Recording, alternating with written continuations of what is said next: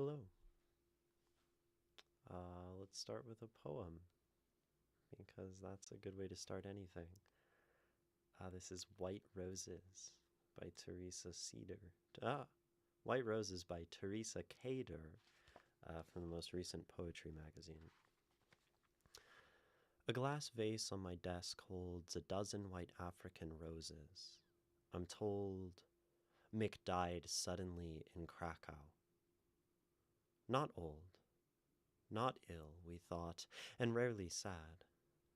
Rust, cream, and cobalt blue run bass to flute blown through a flaming pipe. Once, in a Krakow cafe, ordering wine and ostrich eye fillet, he said, Poles know their ancestors. We know who we are. White petals brown. A crisp leaf drops with a tick, the way Mick's wife quipped, like you, I'm a book snob, taking my arm in the bookish tea shop. I am? My father was. Once he'd read all of Dickens in English. I dreaded his lectures at the European Union. Mick interpreted French, English, German. After last week's bombings in Ukraine, he wrote, Of course, we're scared. Again.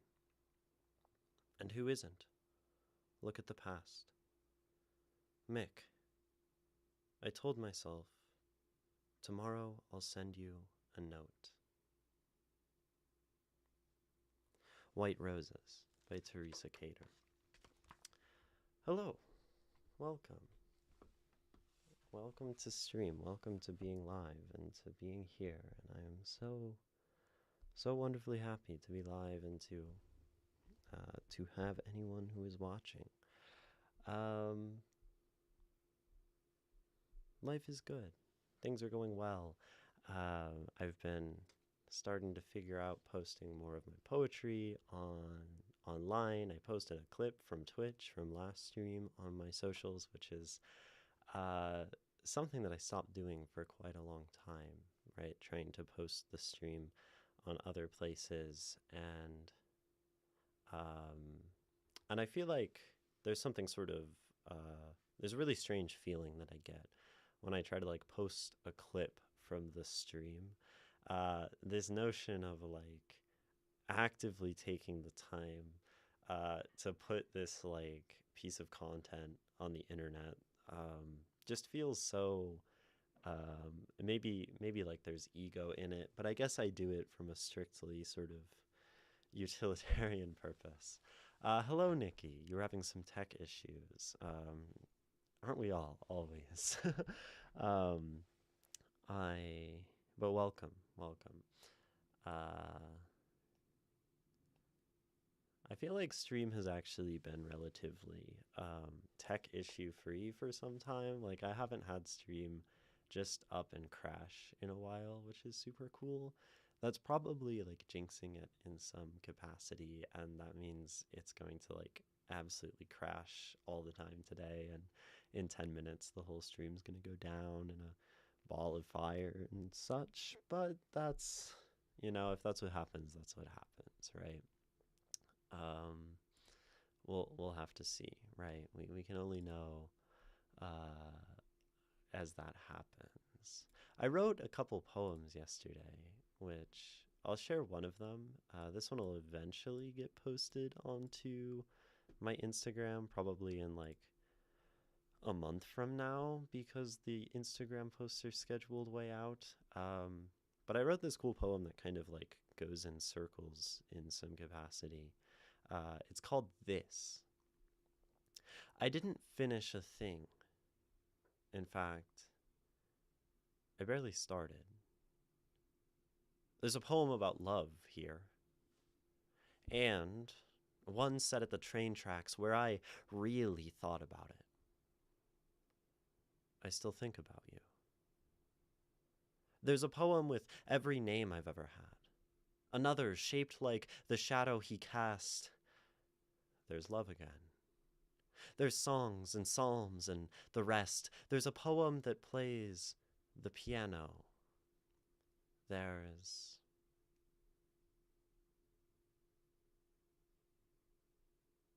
and that poem is called This. Um, so, of course, the title kind of finishing the last line in some capacity.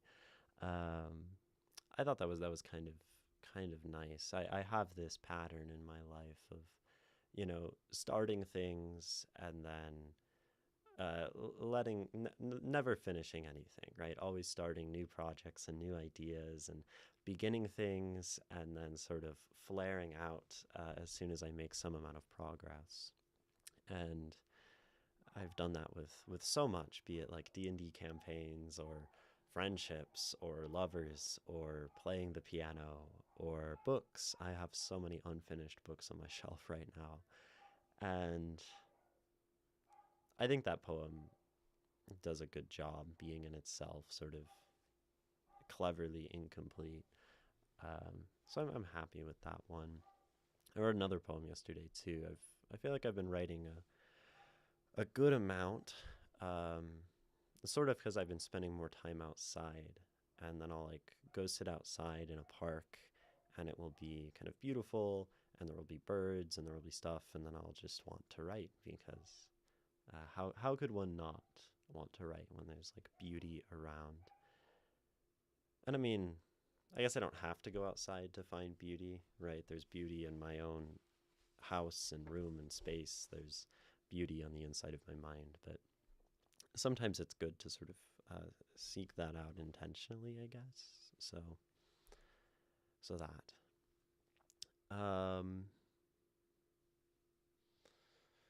Other than that, nothing much is new, right? Stream is the same.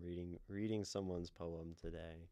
Um, it might just be you who's here, Nikki, but I mean, we'll definitely give it a little more time to see if anyone else shows up and has something that they would like for me to read. Because it would be sort of silly to like start stream and immediately start and then have someone not get their thing read. But I also feel like for like a month stream has been pretty quiet, and that's probably why I'm like resorting to now posting more on social media because stream has been very quiet lately, and I think like less variety of people submitting, less variety of people showing up, and that's okay. It sort of makes me like wonder if there's something that changed, right? Me, I mean, like I stopped being like uh as I mean, I don't know. I think there are some things that have changed, but I don't know if those would affect stream. Um, so it's sort of interesting. I don't know. At least I'm a big fan of variety. A big bag of variety by yourself. Yeah, yeah. I mean, you write lots of different things, and it's not like it gets, um, it's not boring, right? To read like you, Ray, and I guess like Liam and some of these regular people, Maytari. Um, but more variety is always nice, right? Because uh, it's just new stuff. It's novel. Mike is kind of quiet now. It's less quiet. Hopefully, that's a little bit better.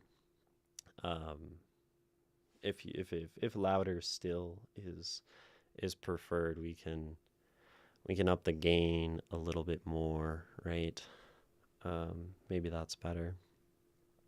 Um, it's hard for me to tell because I hear it monitored in my headphones, and I can make it like really loud where I'm blowing my ears out. I mean, you couldn't hear that I was blowing my ears out there, but it was like loud. So it's hard. I usually have it on the same setting, but I kind of like moved my mic a little bit today, um, so it could just be where it is. But I think this is a good spot. And I have it sitting on a book now, so it's a little higher. It's a little closer to me. So maybe I over adjusted by turning the gain down or whatever. Um, yeah, yeah. Perfection. How are you, Nikki? How's the writing? How are things going with you and your art and your creation? I keep my laptop at 100 and was still struggling to hear you. Okay, awesome. Well, thank you for telling me.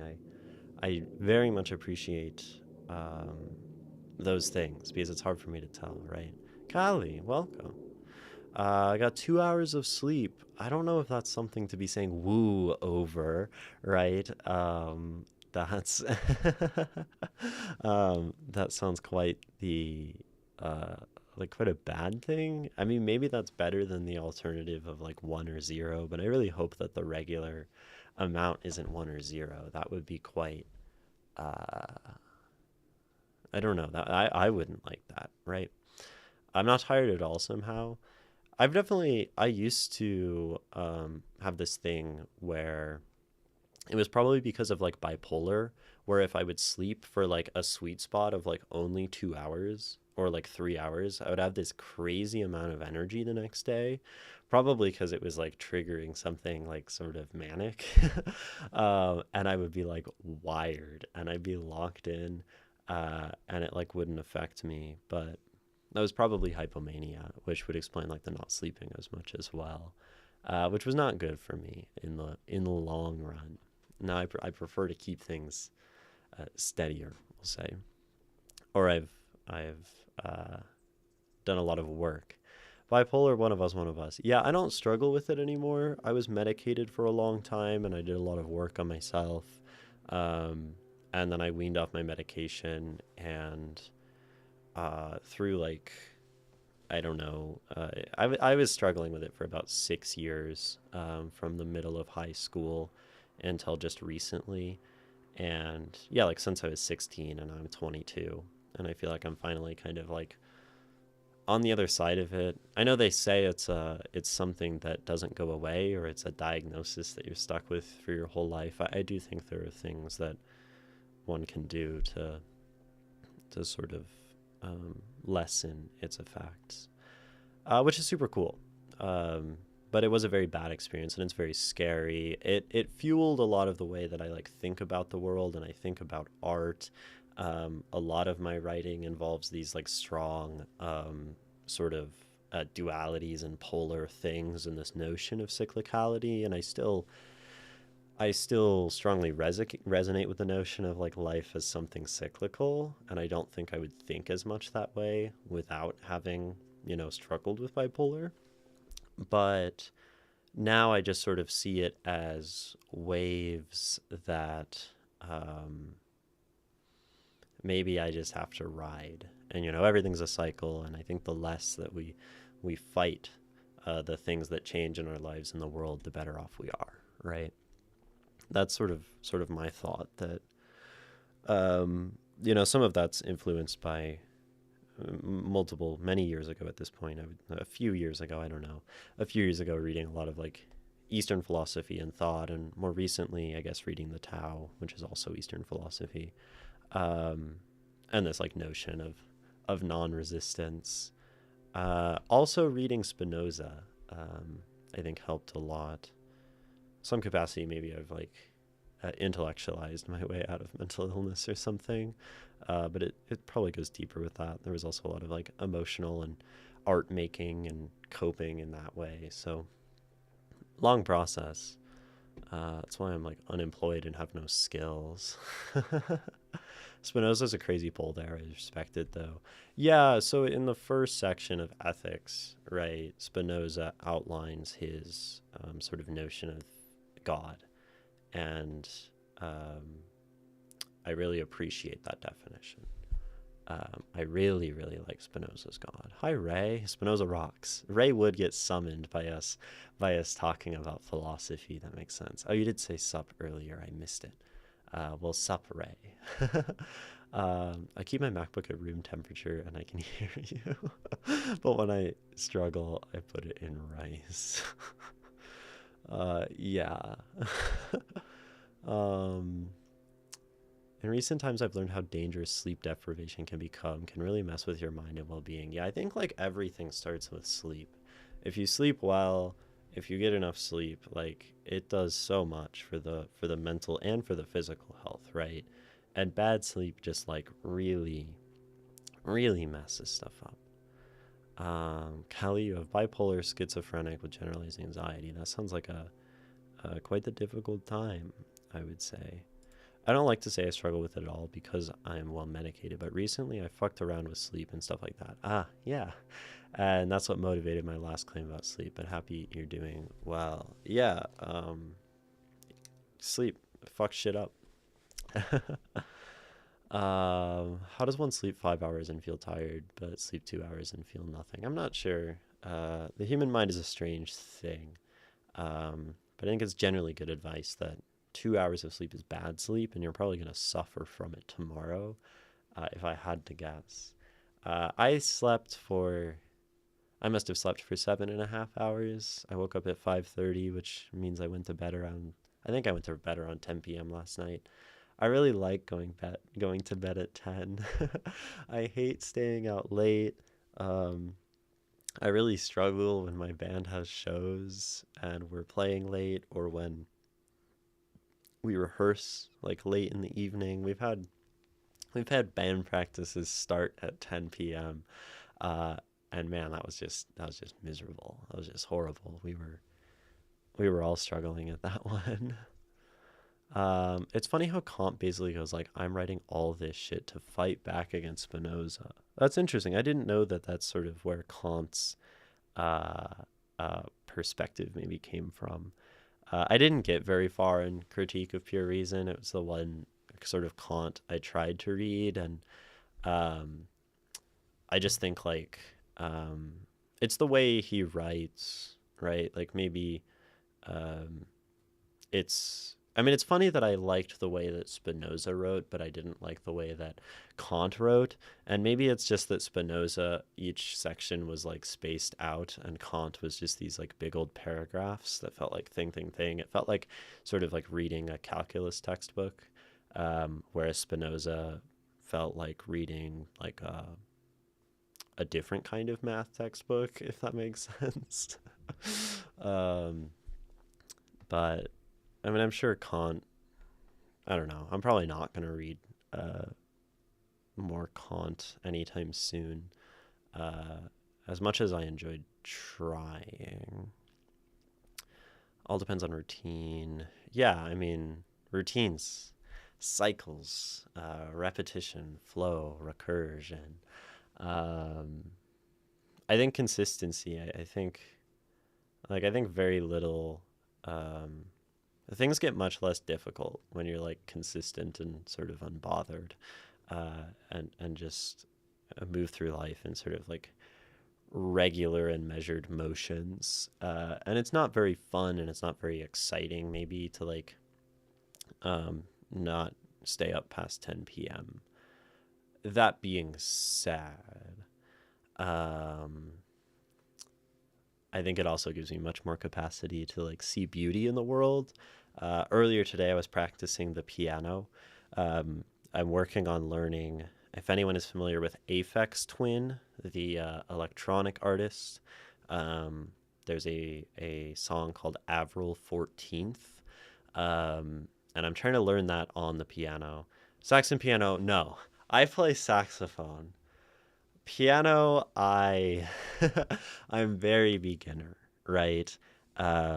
I can play like a few of my major scales on piano. I can play chords in the circle of fifths, and I can play like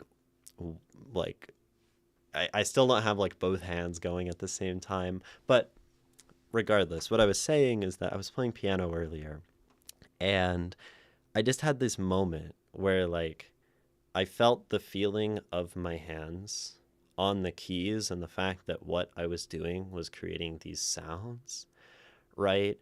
And it just like washed over me in this beautiful, like affecting way. And I couldn't help but sort of like, in a sense, stumble back from the piano. And I was just like laughing. And I think we were talking about sleep before. I think having a very, you know, uh, taking life slowly, being very perceptive and measured and attentive to the world, I think allows for moments like that, wherein mundane kind of minutia of life, you can find like just such intense beauty. And I think that's way more compelling to me than sort of like chasing intense feelings, things like staying up late or, going out doing drugs. Because I don't think that's necessary. I also can't do drugs. Like my brain chemistry is like so sensitive to things that I smoked weed once and it like broke my brain for a long time, very intensely. Hi Asher, welcome Asher. Not sure I attribute all of Kant as anti-Spinoza. Okay, fair enough. But most philosophers do. Yeah, I mean, philosophy is basically uh, you're either shitting on everyone else or you're doing your own thing and like everyone's trying to shit on you. We can take the original example, right, of Socrates and the Sophists, where Socrates was just doing his thing. He was on his quest for anything that could be known, for some kind of truth, for something to stand upon, and just on his like sort of intellectual and sort of metaphysical warpath. And then you had all like the Sophists, who were these people who were like pseudo philosophers. They were like the original like Charlie Kirks, where they would like go up and they'd be like debate bros, and they'd like try to use more of like the oration and debate skill to like win at philosophy. Um, and I think these are like the two kinds of people that exist, or the two modes, right? Is like dunking on others, or just like doing your thing. Um, in the modern day, I think most people just dunk on each other, and it's really annoying. Sophists see Socrates approaching. Oh man, that fucking dude again. Yeah, they're quaking in their boots probably because Socrates was such a goat. I love the dialogues. Uh, Phaedo, Apology, Credo. No, Phaedo, Apology. Yeah, you know what I'm talking about. Socrates can be so fucking irritating though. No, he's amazing. I love everything about Socrates. Not everything, but I mean, I've only read those four dialogues, so I don't know like beyond that. But I just found that work like so incredibly lovely as a both like an artistic thing and as a sort of philosophic piece.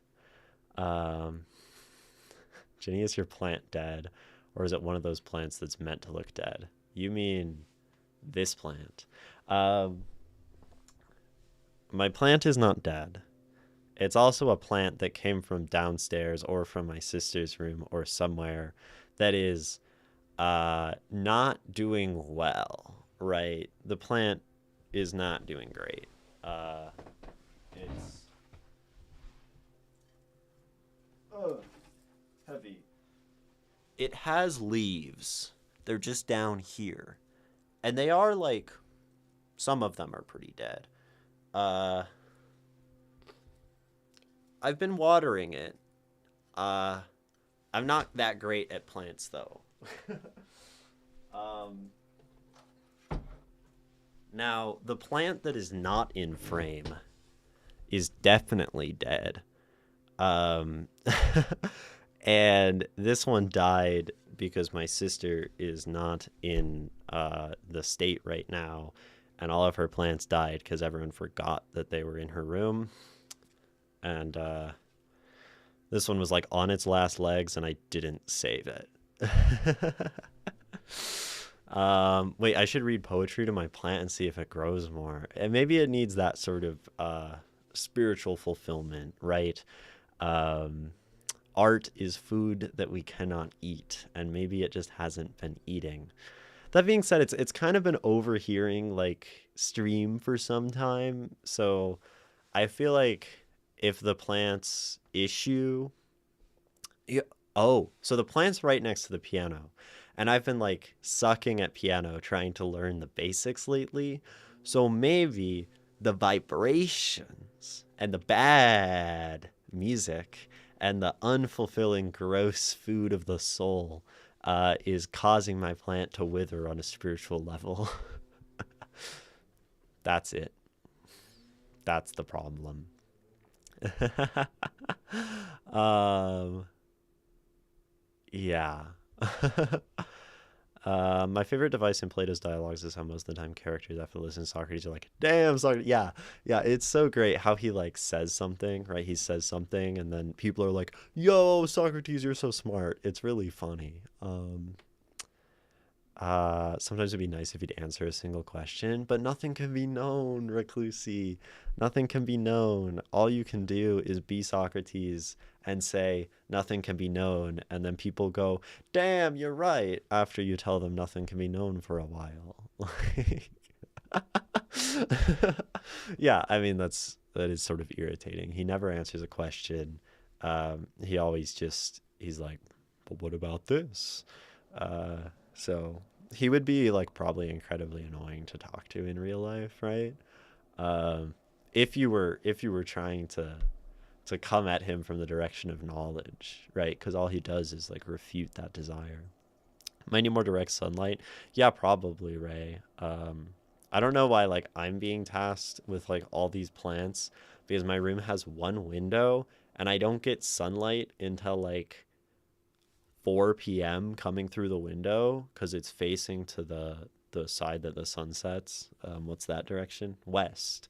Because it's facing the west, and in the backyard there are trees to the west, which means they block some of the sun. So like the plant is not gonna do well here, um, and like I can't put it in the window because my desk is right here, right? My desk is right here.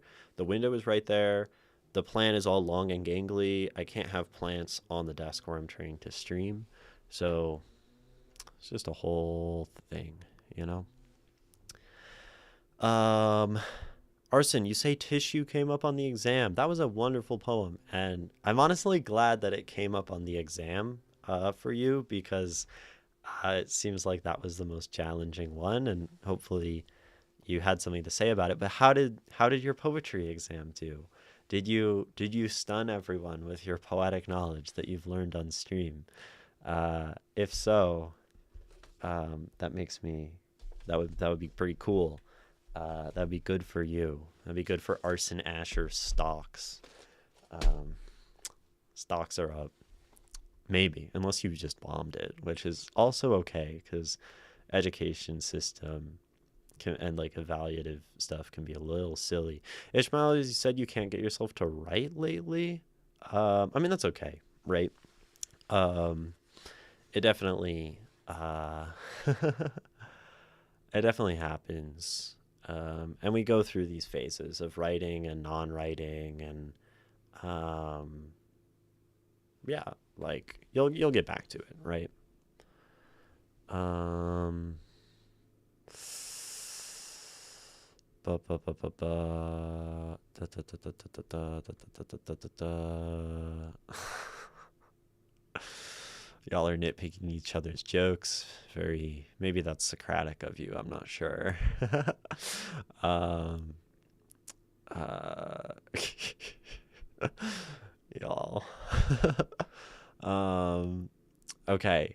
Bro, I fucking cooked. Everyone came out saying it was hard. I cooked. I compared it to this poem called Emigre by Carol Rumens.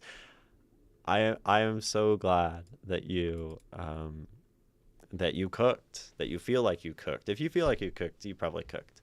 Um, I am so glad about that. Because I remember like multiple months ago, you talking about like the poetry teacher that you really hated and not liking English class. And now you're like cooking and you're popping off. So that's what I want to hear. um, Education is very silly. Yeah, I mean, nothing can be known. So why would we teach anyone anything if I'm gonna maintain the stance that we just shouldn't teach until someone can give me a refutation to that point. Um, that's a pretty bad argument, but um, there's also like sort of the notion that nothing can be taught. that you can't teach someone something to someone. You can only sort of like give them guidance and like point them toward the tools they need to learn things on their own. And then the fact that like the human mind is something that naturally learns and naturally seeks and finds the patterns in the world around it. And I think like placing teaching within that sort of framework is really nice. I think it's very aligned with what I do on stream, right?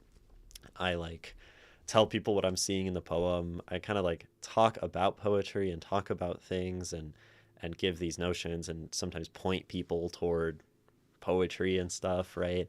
Um, but I can never tell someone, like how to be a good poet. I can't make any of you into good poets, right? And if any of you have gained anything from my stream, it's because of your willingness to listen, right?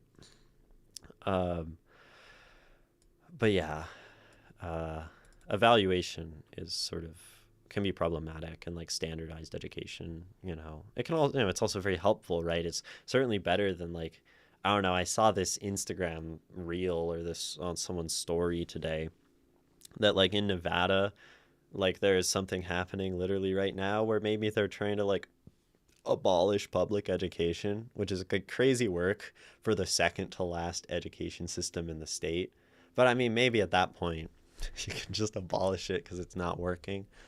I joke. We should have education and we should employ teachers. Um, and I don't know. I'm just citing an Instagram reel, so that could be like totally off base, but very scary, right?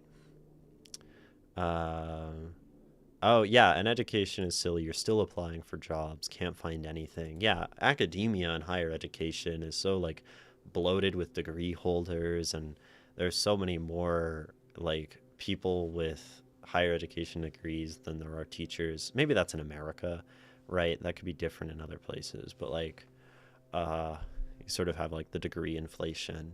Um, Everything's so inflated in the world, I guess. Saturated. More than answers, Plato left us with the most fundamental questions in Western philosophy. What is true? What is good? What is beautiful? Yeah. I've been on the what is beautiful question a lot lately, and I think I'm on it a lot as an artist and someone who talks about art and tries to have takes about poetry all the time. But I actually think I'm coming to a pretty solid understanding of beauty and how beauty works in my mind. And that's really exciting, right? Um, and then, what is good? What is good is harder to pin down. What is true is tricky as well. Respect to you attributed to Plato. Now I'm on board. There we go. More of a Plato. Yeah, I mean Socrates is written by Plato, right? But I don't know if I'm supposed to say like Socrates or Plato because it's Socrates was a person who Plato was quoting or whatever.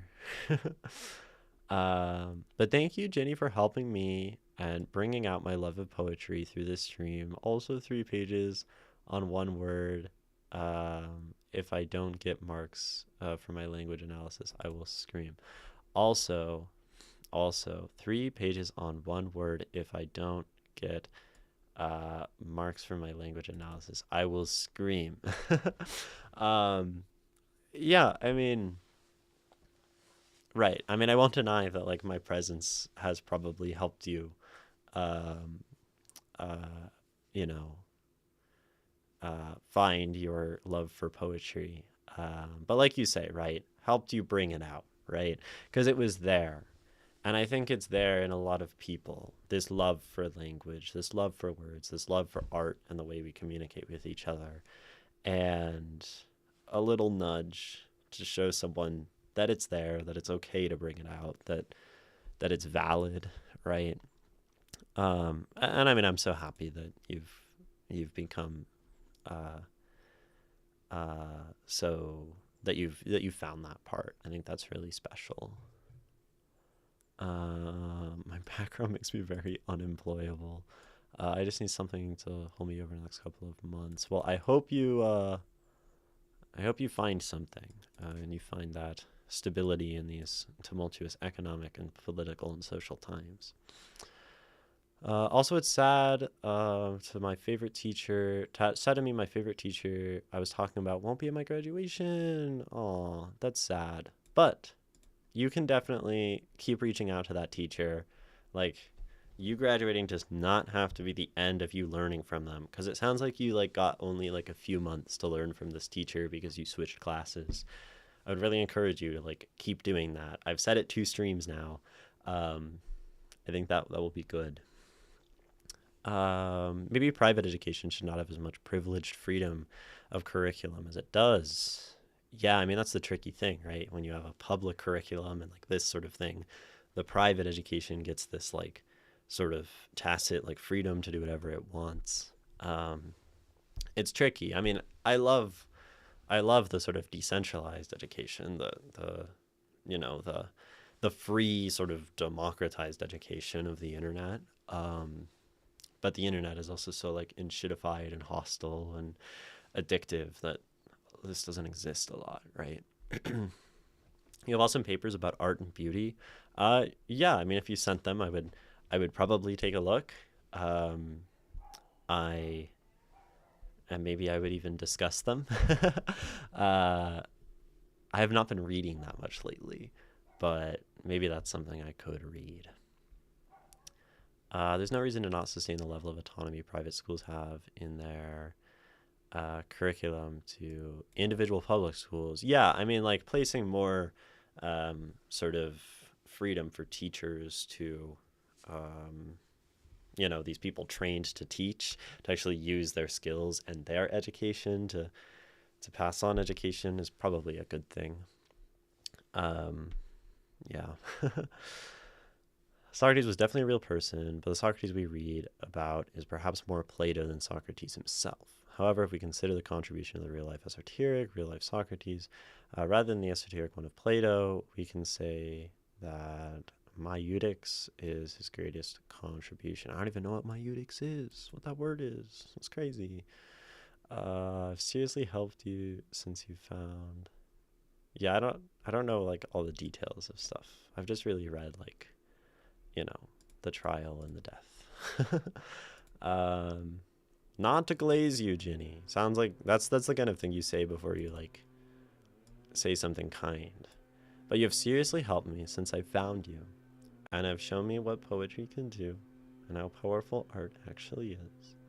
Because of you, I am pursuing my passion for poetry and film.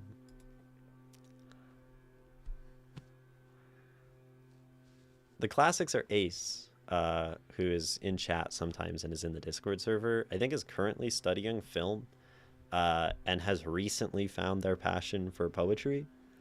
You might want to hit them up. Just saying. I don't know if that means you're like pursuing film or whatever in like higher education or whatever, or just independently. But maybe you two would have something to talk about.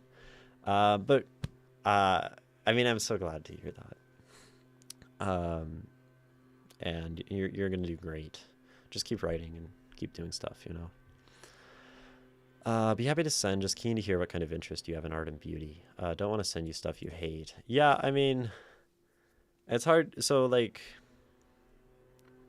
my notion of beauty is pretty like concise. I like things that are concise and elegant, right? My favorite book of philosophy is the Tao, right? It's concise, it's elegant. I would say that the Socrates work is, or the Plato, the Socrates, whatever, is also concise and elegant, right? Um, and I think my current notion of beauty follows in that I think beauty is sort of something created in the mind, right? Beauty is sort of a construct of the mind because I'm sort of in the, you know, everything's subject to our perception kind of, uh, you know, viewpoint, which I think is pretty indisputable. Um, but that the human mind has capacity to create or to find beauty in anything, sort of aligning with, let's say, Viktor Frankl's Man's Search for Meaning and his, what does he call his system of, I don't remember what he calls his system of thought.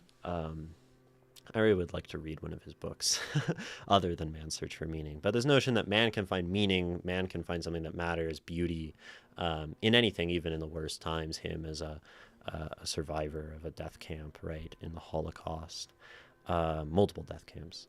Um, so, this notion that we can create beauty in anything, or that the mind can react to anything with, this sort of feeling of beauty. Um, and that it's this sort of like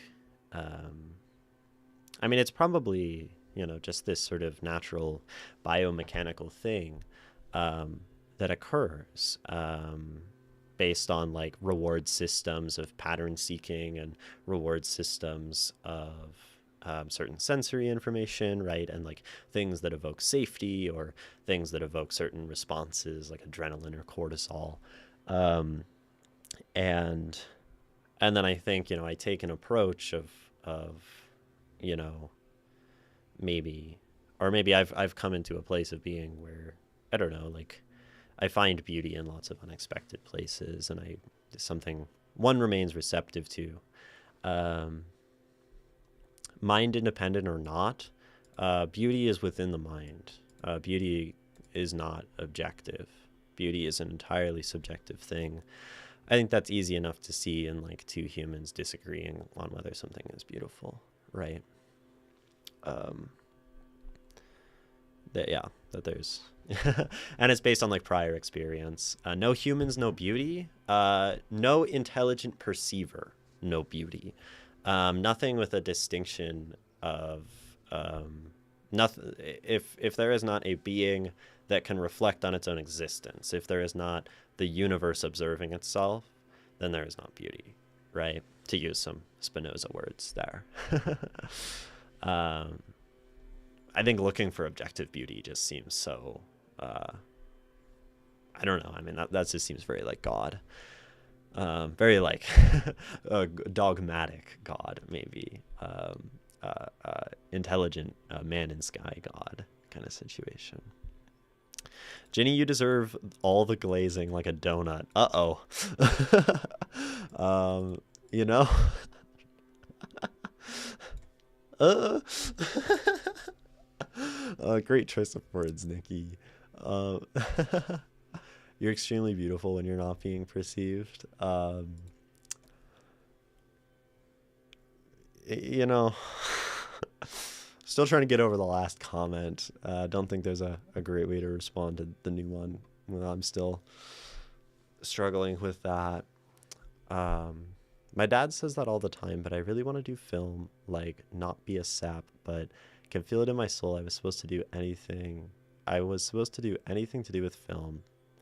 I'm doing sociology, film studies, history, and hopefully core maths if I can get the grades. Yeah, I mean, if you love film, pursue film, right? And that doesn't mean you have to give every moment of your life to film. I think this is really important. Like, I heard pursue music. You should pursue music, and all I did with my whole life was music, and now and then I like burnt out of it.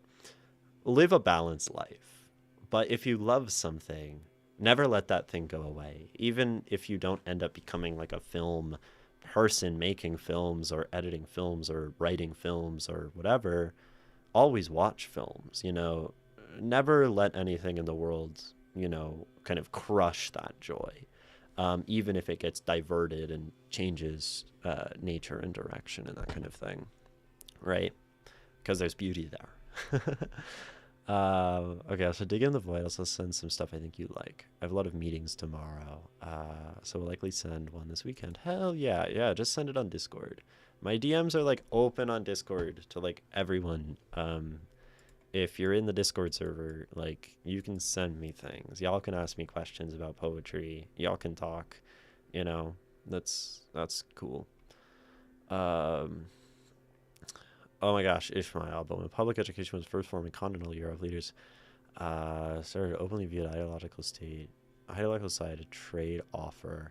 Yeah, we give your kids the opportunity to become engineers, and we impose yeah, I mean that's like the way the state works, right? The state imposes itself on everything that the state like provides.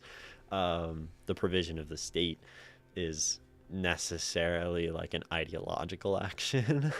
um, which is yeah. um, it was like the advertisement you have to watch YouTube. Yeah, I mean it's like the ads you have to watch me on Twitch. It's like um, the fact that I mean I guess some streamers maybe would like want you to subscribe to their channel, right? Um, yeah. Politicians they are most hesitant to view this as a trade. Yeah, I mean, just because it was that way doesn't maybe necessarily mean that it's good. I think it's sort of inherently that way. And if politicians aren't viewing it that way, they're delusional. But I think a lot of politicians don't know a lot about like political history and um, things like that. I think a lot of people who run nations are not very intelligent people. They're like charismatic people who can win an election. No human. Okay, okay. So you don't think beauty would exist without intelligent life? Yes, yes. I think beauty is something created by intelligent life, or something that follows from intelligent life. Who cares what Imogen said? I'm sure you're objectively beautiful. um, yeah, I mean, I guess based on what I said, I cannot say that all of you are objectively beautiful, but I can say that no matter what any of you look like or, you know, the form of your bodies, that they are something that beauty can be found in. And by yourself and by others and by the nature of you existing. I mean, I don't know, maybe it's more beautiful to be the wellspring of beauty in existence than it is to be objectively beautiful. That's kind of what I'm thinking, you know? It's pretty beautiful to think about the fact that beauty originates from the mind that is you, right? Isn't that fucking dope? Like, um, yeah, yeah.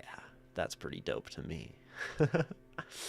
um, yeah. Can't we deconstruct the notions of beauty to find the common denominator of all aesthetical? Can't we deconstruct? Can we deconstruct the notions of beauty? Which notions of beauty? To find the common denominator of all aesthetical preferences. I mean, you can average it out, right? This is probably how we get like culture, right? Culture is like you take a group of people and it's maybe like the summation of the things they prefer and hold on to and preserve through time, right? Like, let's just take Van Gogh, for example, right? We have preserved him and people continually say like, oh, Van Gogh, he's awesome, he's the goat.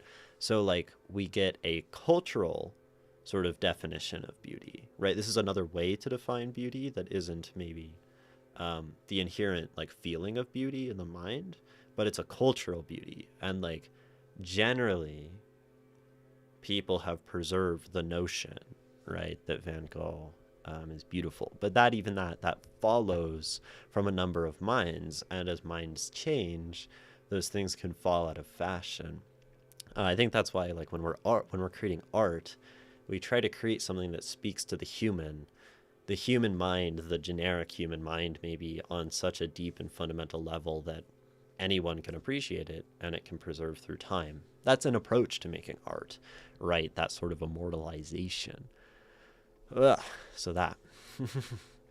um, well, great advice. Balance is so important. I've consumed myself to such an extent that I feel lost without that which consumed me. You lose yourself in things not healthy. Yeah. Don't let things eat you. Don't get eaten by film or music or poetry or college or your job.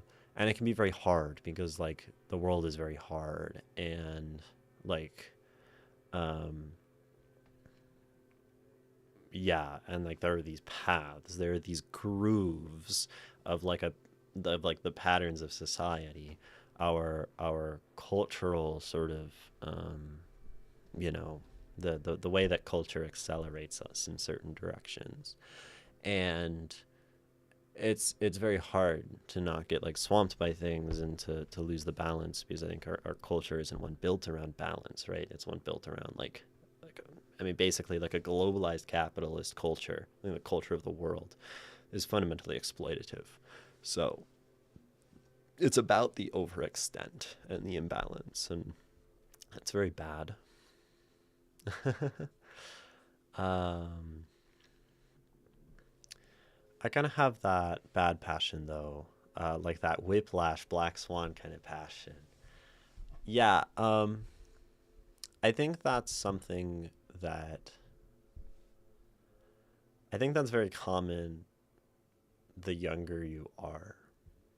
Um, and I don't think it's bad, right, that you have it.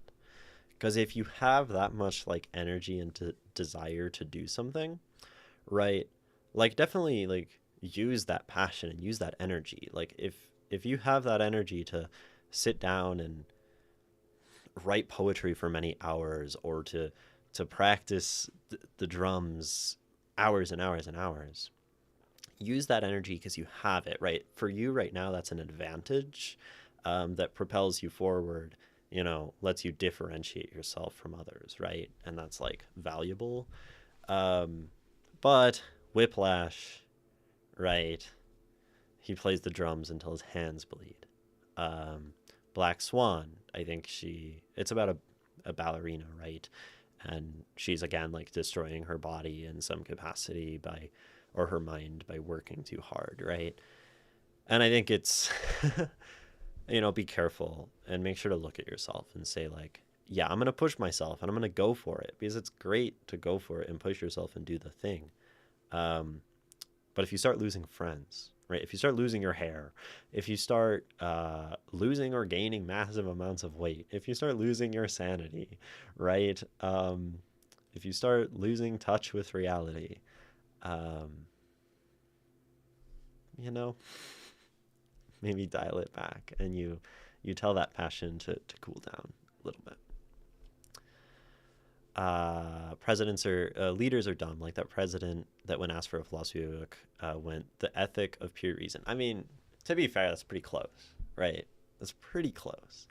And most people aren't reading philosophy their whole lives. I mean, I think like the notion of philosopher kings is maybe better than it isn't. Like, like maybe the people that lead us should think about ethics and stuff and reason. But like that's pretty good. I feel like there are people who just wouldn't know at all. Um, but yeah, true beauty is not found in the eye of the beholder, but the eye of the beheld. True beauty is not found in the eye of the beholder, okay, but the eye of the beheld. So then the suggestion, I think this is kind of beautiful. True beauty, the deepest beauty, is like the understanding that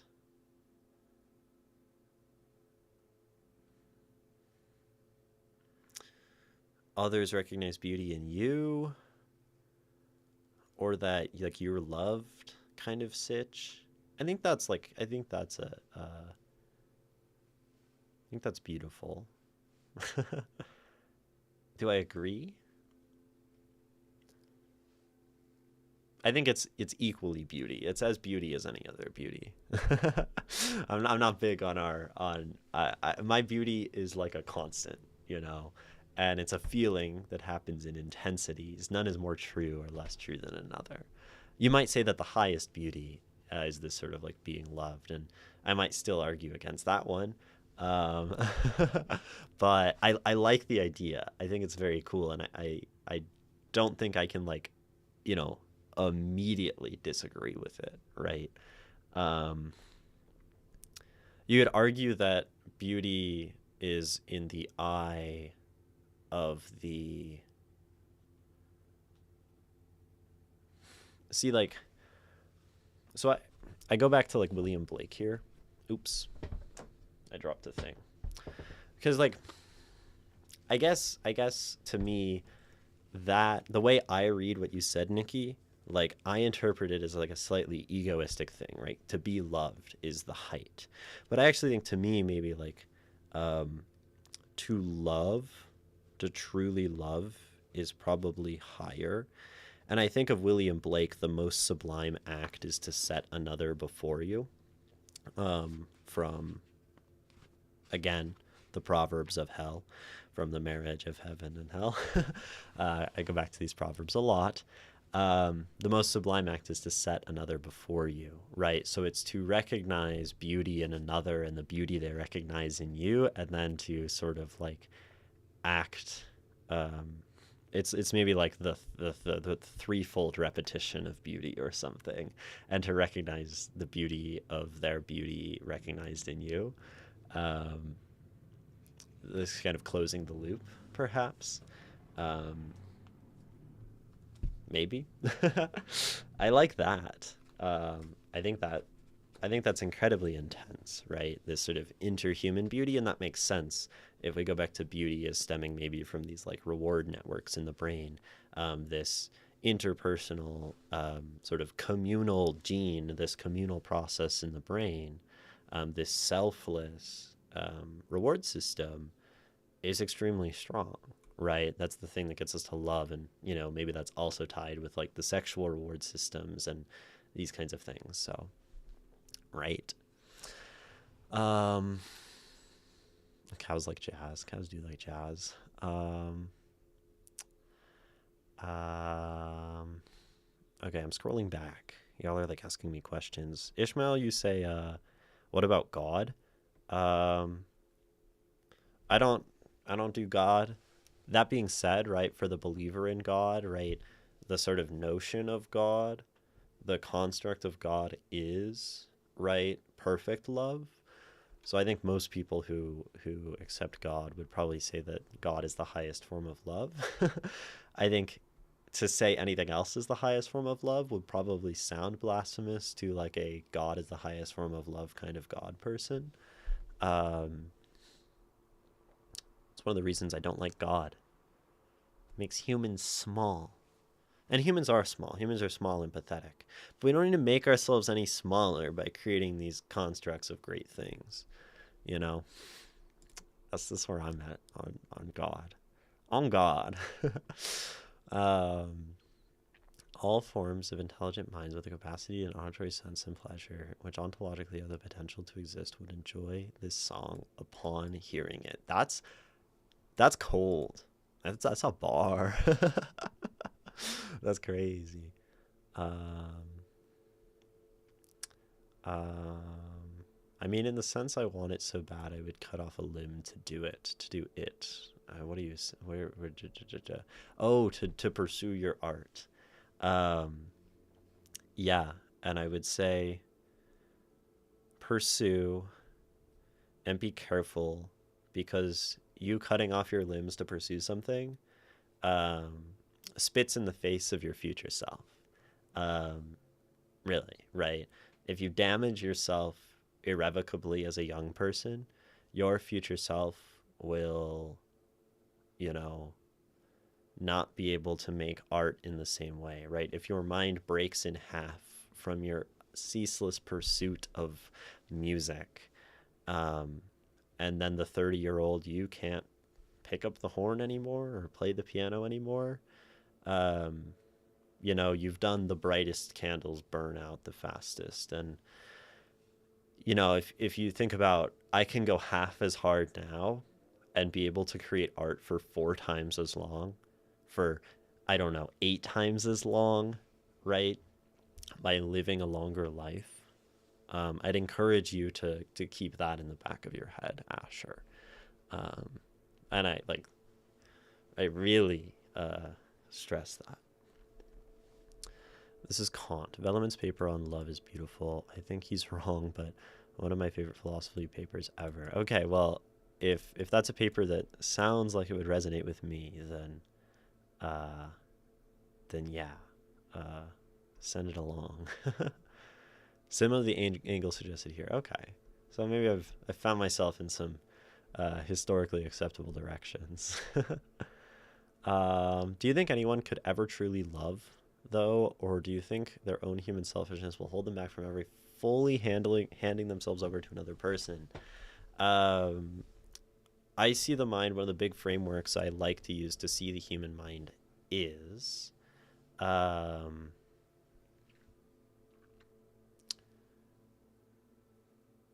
the mind is the interplay between selfishness and selflessness, right? Choosing to do things for ourselves, choosing to do things for others. Um, that's one way to divide every single action we can. This is why like dualities are nice, right? We can like split everything in two and put everything in one of two categories. um, and we can't eliminate either side. I think when you eliminate either side, you end up with these ideal figures. The pinnacle of selfishness, the satans of the world, the sin, the devils and the demons and the the true despotic evil kings in fantasy novels who only entirely only want for themselves, right? And then there's selflessness, right? And when you get to the height of selflessness, you get these like idealized knights who will give their life to save the princess out of the honor of the kingdom or something. Um, it's funny because that's not truly selfless at that point. You get the Jesus, right, who gives his life to save all, right?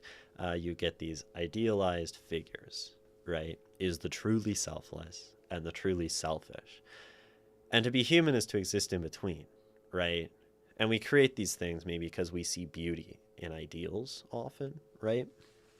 Um, but no, right? We are resigned to exist in between.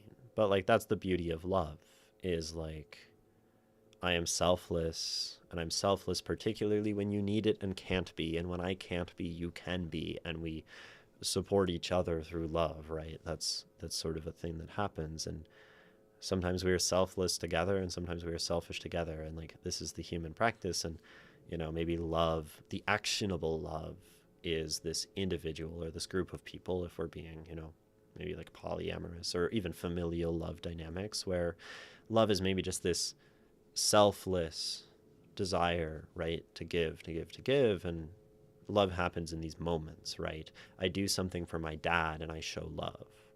My parents do a lot for me and love, you know. I'm biased here. I had a paper where I argued that love is fundamentally destructive as an emotion. I mean, if we think about, you know, this notion goes back for the oldest stories that we have in the West. Probably the East too. I just don't know them. Probably Africa too. I don't know them. Probably, South America. I don't know the oldest folklore. Probably in Native American, stories. This is probably the case, right? But I think the Trojan War of Greece, right? This whole thing sparked by love, by a selfish love to like kind of have someone, to have a prize, and then this love that carries one to fight. And love takes us to these ends where we will do horrible things for love, right? People will kill for love. People will kill themselves because of love. People will, you know, do awful, awful things, right, from like love. So I don't disagree, right? But I think to say that love is strictly destructive um, needs a much stronger justification, right? um, I would argue that was started by lust, the Trojan War. Yeah, and this is where we get sort of these distinctions: lust, love, affection, right? These are all different, um, but there are plenty of cautionary tales about love. Maybe Orpheus and Eurydice is more strictly love, and it ends up being that uh, the love sort of condemns him to Hades, right? Um, yeah. Why have emotions? Wasn't it all better before the Big Bang? Um, I guess that depends on what you think was before the Big Bang. Maybe it was the same. I think the notion of the Big Bang is really beautiful. That all that we know and can know as humans began as a singularity. Every bit of matter, every one of us. condensed to a single point, right? This notion that from the best theory we have scientifically, right, about how things began, right, as a singularity, um, every single one of us was one, right? And that starts to sound maybe like you hear these people who do lots of shrooms who are like, we are all one, we are all connected by cosmic energies and shit. But like, it's what it was, right? That's pretty beautiful, and we are all perpetually drifting away from each other, um, falling into entropy. That's gorgeous, right? Um, yeah. um, I see it as we can't be truly beautiful until we find that beauty in ourselves. I think that's a compelling statement as well. No one can make us beautiful. Yeah. Well, someone can make us beautiful in their eyes. That doesn't make us beautiful to us. So maybe there's like a hint of like a solipsism in there, which is okay. Like solipsism doesn't have to be like a bad thing. Um, but also there's beauty in letting others see you, right? I mean, if beauty emerges from sense and experience, then someone else seeing you would be creating rise to beauty, right? So yeah. No, like God having a favorite song kind of thing. I think that was referencing earlier when you just said, "What about God?" Oh, so like, what would God see beauty in? Um, I mean, that's where you have to like um, define God, right? Um, and would God love a song more than another? Is God like all and equally loving? I don't know. Spinoza's God is sort of the unfolding of all things, right? The universe, the everything, the totality. Um, and so, in a sense, right, like we are all God and Spinoza's God. So then everything that we perceive as beautiful is what God sees as beautiful. So there's that, the universe observing itself. But I can't speak to any one religion's God and what they find most beautiful. Yeah. um, but I think um, what's the girl's name in the Trojan War? Uh, Hera's the god. What's the chick's name? Who Paris? Helen of Troy, right? Helen was so beautiful that like um what was the sitch? There were the three like love gods, and then like something to do with Paris and Helen. I don't remember. Jealousy. I don't know. Something can be beautiful just because it exists. It doesn't need external validation to know its value. So we're talking about a perceiver, right, as someone. But when it does allow others to glimpse that existence, that's where poetry lives. Art is, right, art is an attempt to allow others to glimpse our existence. Something can be beautiful just because it exists if it's a perceiver. Yeah. That's my view. Because it can perceive itself as beautiful. It can also perceive itself as ugly and disgusting. Like, y'all are talking about clavicular. Like, clavicular probably does, right? No one goes to such ends to make themselves better, right? Better involves worse. So you have to see yourself as worse to make yourself better. That's a scary thing about passion, right? This unceasing desire to be better often comes from an intense feeling of inadequacy, and that's what we have to. That's something else to be careful about.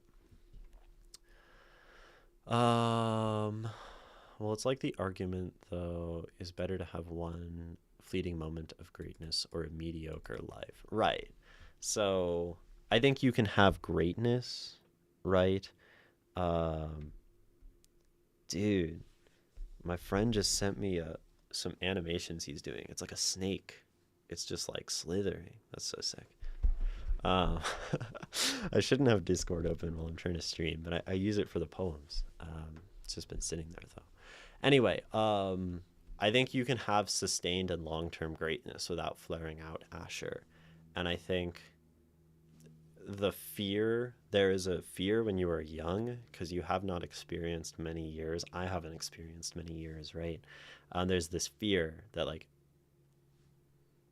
everything's going to evaporate or you're going to run out of time or I don't know how that works. You're young. Like you have more time than you ever will, right? We always have more life left than we ever will. Um, that's an interesting way to put it, right? Because as soon as we go into the next moment, we have less. Yeah, we're always dying. Yeah, I don't think you need to kill yourself to. I mean, that's a strong way. You don't need to wear down your existence to be great. This is sort of like the notion of the tortured artist. And I think it's, a lot of artists fall into this, and I think it's tragic. I think we want to avoid it, right? I think we can love. Love, if anything, is a very fragile emotion, very human. The most human, maybe. Loving is one of the most. There you go. Yeah. One of the most human things we can do. I've done a lot where I've focused on human fragility. That makes sense with, I know you talk about writing about like inadequacy and stuff, right? Um, do I read custom lore of stuff? So I presume this maybe means like world building, like people's, like maybe your world building. I do read more than poetry. Um, right. I do occasionally read like short stories and essays and stuff. I mostly read poetry because that's what I'm best at. Also, welcome in, Loco Tube. Um, but yeah, I mean, stories and stuff are interesting sometimes, and I like the variety. If you have an in-world, world-built poem, I have a friend who's building a conlang so that he can write poetry in the language of his species in world. If you send that, absolutely. But if it's, I have read people's world building and some like in-world kind of story things. Um, I did some sci-fi one about SCP some time ago. Want to see it? You can certainly send it. That's done through our Discord server, which I can link and you can join. Um, and yeah, I think that link works. Hopefully that link works. Um, we are currently just yapping about philosophy and beauty and the nature of it, and I'm definitely inclined to keep talking about it for at least a few more minutes. Um, yeah, beauty, beauty, love, beauty, Trojan War, human fragility. Yeah, Reclusi, it makes sense. You've written. I think you've talked about writing about inadequacy, so it seems like fragility, maybe, and all of that is something you focus on. Where do you put it at? In stream submissions. There's like a forum, and then you make a new post. Um, yeah. Um, when I don't work properties, I like dabbling in things like love and disgust. They're fascinating emotions. What poem are we reading today? I have no idea. Maybe we're reading world building. W new mod? Yeah, Nikki's a mod. Oh yeah, so Nikki, the Discord command is exclamation point Isle, ISLE, Isle, Island of the Lotus Eaters, right? Is the name of the server. So you can always drop that. You don't see it? I don't know. Yeah, Nikki, be helpful and cool. Um, uh, okay. Love, Trojan War, brotherly love, motherly love. Yeah, there's other kinds of love, and this is why like a broad definition of love is most useful. Broad definitions are great. You loved being nothing, Asher. Uh, You could love while you were nothing. That's quite impressive. To to do that. A jaw hammer can make you beautiful. Get your bone mashing up. Yeah. Clavicular mentioned. Yeah, he is fascinating. I mean, it makes sense. And actually, like, so the funny thing is, like, Clavicular's ideology kind of makes sense, right? Like, he has observed something that is relatively real, right? Like, society has beauty standards, and there are people who are like more societally agreed upon to be beautiful. People are more societally agreed upon to be less beautiful, right? And he just wants to like uh, move toward the societal definition. The issue is he's like chasing a moving goalpost. Um, he also seems like his life is entirely centered on looks maxing, right? And he sort of talks about like looks maxing. When you are more attractive, you have like advantages in certain things in society, but he doesn't do anything else, right? Like I watched the Channel 5, the Andrew Callahan interview with Clavicular, and he's like, what's the ROI on love, right? So like he doesn't want love. He probably doesn't really care about like having money. Like he has lots of money, right? And that's what's happened, but like he's probably pretty like fundamentally empty as a human. And I could understand like I'm gonna maximize my beauty so that I don't know, I go live on Twitch and people are more likely to stay on my stream because that's something that happens, right? Like, but it's not necessary. Like that's not entirely the case. It doesn't have to be that way.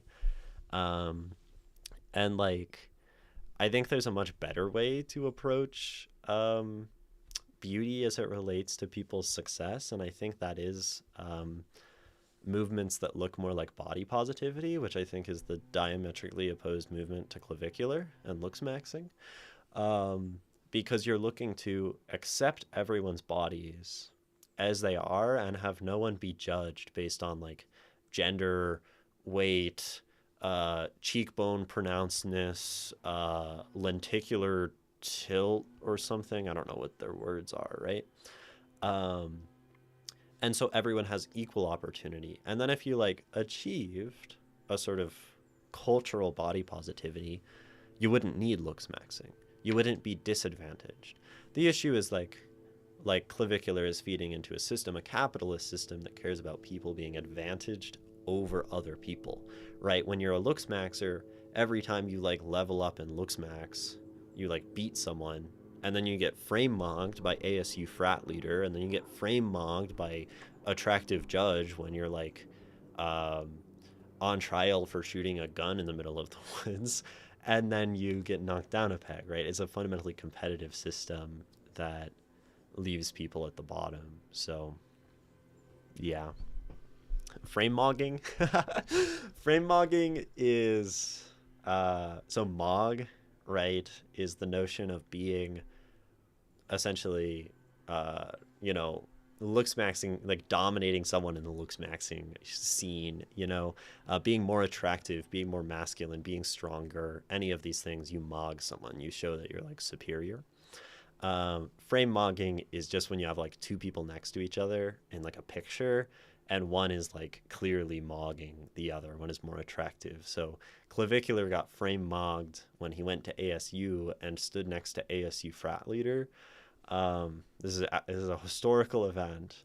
Um, and everyone was like, wow, that guy's hotter than Clavicular. And it's particularly embarrassing when you're Clavicular, who's like the messiah of looks maxing, to get mogged. And people have been saying he's been getting mogged, frame mogged, by the judge who's presiding over his trial that he's currently in. So that's funny, right? Um, isn't that kid in jail now? Not yet. I think he's on trial. Um, and I think it was for shooting a gun. in the woods and that wasn't legal or something. um, yeah. Uh, oh, you have no idea any of the context for Khaleesi? That's crazy. um, if God came down and said Pink Floyd is overrated and went back up, what is that supposed to imply for us? That's an interesting question. I think it like implies a lot more that God came down, right? I mean that God would come down specifically to dunk on Pink Floyd. I mean the theologians would be scrambling, I guess. um, I think a mediocre life can be pog. Yes, it can. What matters is personal growth. I think that's like a good thing to go for. It's useful. A rich life is one where you grow as a person. Yeah, where you like learn stuff and help people. I think that's good. Um, that can be a life where you do a 9 to 5. Yeah, absolutely. I think there are a lot of people who are quite content um, with like working a job, right? Um, yeah, yeah. I want to have a chill life. That's all. Oh, Ray, I loved your you put an introduction in the introductions channel, which was super dope because the whole thing got erased and it was empty. It was so like literary and beautiful. If y'all haven't gone in the Discord server and looked at the introductions channel, um, I just want to call attention to Ray's lovely autobiographical writing. Um, I appreciate that you remember that kind of stuff I write about. As chatters, that makes us feel valuable. I mean, I remember the stuff y'all write because like you send it to me and you write it and you talk about the stuff you write and like, you know, like, um, yeah, I like y'all's art and stuff. um, okay. Lots of stuff about joining the Discord server, lots of stuff, blah, blah, blah, lots of links. I'm so far behind on chat. Oh my gosh. Ah, talking about clavicular. Why does he have to be a dick? Yeah, steroids. Yeah, I mean, he's probably damaging his body. Um, yeah, you're also supposed to look like you don't care about looks. Yeah, I mean, he tries too hard, right? Um, yeah. Okay. Frame mogging, maxing. We've been love maxing, guys. We will ascend. Yeah, I mean, probably love max. That's a good idea, or at least um, like, uh, I don't know. Probably like non-max max, like maximize not maximizing things, maximize not pushing yourself to extremes. Like you can hold extreme positions and ideas and like very strong thought, but like uh, don't do things that'll get yourself killed. Don't do things that damage your body. um, do the things you care about and love and pursue things in a measured and consistent way. I don't know. Um, I feel like the violent radical action people wouldn't like that, and I think violent and radical action is called for when there's when you're like being directly, I don't know. That's a whole political philosophy discussion that we're not going to get into, even though I just teased it. Um, uh, yeah. Opposite of maxing is gooning right now. So right now, what you called non-max maxing is called goon maxing. Yeah. Through the eyes of the looks maxer, non-max maxing is goon maxing. Um, Whereas really I see it as like gooning and maxing minimizing, right? um, where it's about like finding the dialectical balance between goon and max and finding the synthesis and negating those two notions to find something sort of balanced and unbothered. No, non-max maxing is goon maxing. Max maxing would just be maximizing the maximization of things in your life. But I said to non-max max. So to non-max max. And non-maxing is gooning because gooning is wasting time, and through the maxers ideology, maxing is anything that's not maxing is gooning, right? It's a binary, maybe. Max gooning, well, it's goon maxing, not max gooning. Is max gooning different than goon maxing? Maybe I'm not caught up. Maybe it's evolved beyond me. um, I think there are actually some like incredibly valuable cultural and sort of philosophical conversations to be had around the ideologies and notions of, you know, looks maxing, goon maxing, looks minimizing, that one guy. Um, and I think like um, uh, but I think you know, you get lost in the silly vernacular and it just becomes a meme, and you're like, I guess you frat leader frame on clavicular, you know, and whatever. Max gooning is when you max different stuff together in a chill way. Well, that actually sounds okay if you're chill. So when you try out maxing half ironically, oh right, because gooning, well, is that kind of jester? Like if you're pursuing it ironically, or well, no, because jester is sort of like being silly and comedic and like the degradation of self for like the pursuit of women. I guess that's not jester. Um, so yeah, this is another vocabulary term for y'all. We have jester, and you can jester max, and you can jester goon, and you can do all those things too. Um, Meaning of gooning is expanded. Okay, gotcha. Yeah, a jester, a new term, has hit the towers. Yeah, yeah. So jester, we can think about jester as originally like the guy who is funny and silly and does stupid shit to try to get the attention of women. Because this all goes back to getting the attention of women, right? And like masculine incel fragility, right? Um, so if you're jester, you're like doing goofy shit, making a fool of yourself for attention, right? That's like the fundamental state of streaming.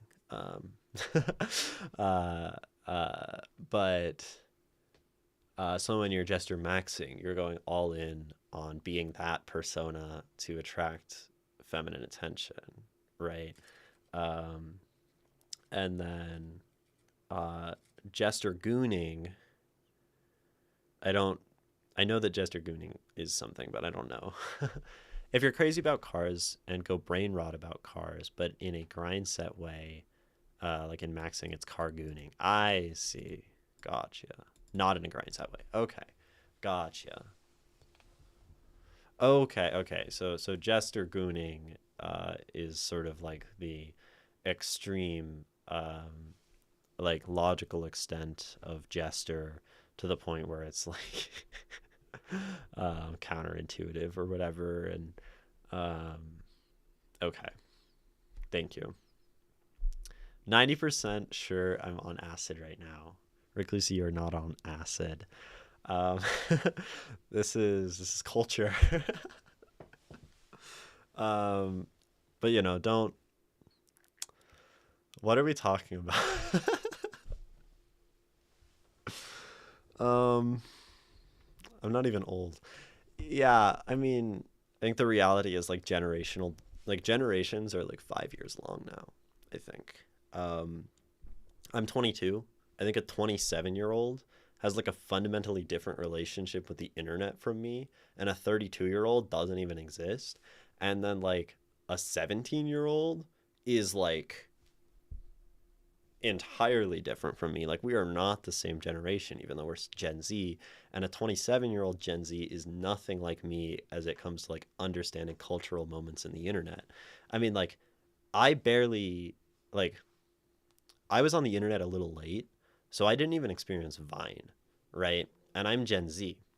But an old Gen Z, a 27-year-old Gen Z, Vine is like culture, right? Vine is like what they had. Vine ended, and then I got something else, right? And got like early TikTok and stuff. Um, And then now like brain rot is already beyond me. I only like understand brain rot as like parroting others and other people telling me how to understand brain rot. I'm just closer to it than you, you know. Um and there are probably 17-year-olds who are cringe to 12-year-olds, right? Like and then there's like 7-year-olds who are like who probably are being raised by like chat gpt and it's like their parent, you know. Like, I don't know. For example, I'm a big wiki gooner. Oh, I see. That's a good thing to do. I used to wiki goon here and there. Didn't find last like 2 or 3 years max. Yeah, that's the problem, right? Um, right? Like these things are so fleeting. TikTok almost died, right? TikTok almost flared out. Um, and then we would have like moved on, right? Uh, Rather journal goon gamers. If you need papers, just hit me up. Yeah, yeah. You got it, Reclusi. Like you did it. You understand the lingo. At least for the next couple weeks. I was raised by streetlights and neighborhood kids. That's incredible. That's truly that's beautiful. um, okay, so let's read some shit from people. Probably. Um, we're gonna do it after there's an ad. Um, and I guess my choices are pretty much the new person whose username I don't remember because they're new. That's understandable. There's also Ray, right? Who has lots of things. There's there's Nikki. This is a question of like prioritizing a new person versus whatever. I don't even know. They might have left chat. If you're still here, Loco too, let me know so I can at least like uh, consider during this 3 minute break. I would suggest you all stand up. I would suggest you all move away from the screen, whatever screen you're on. I would suggest that you like do something good for yourself, like drink water, like I'm gonna do, and we'll be back in 3 minutes.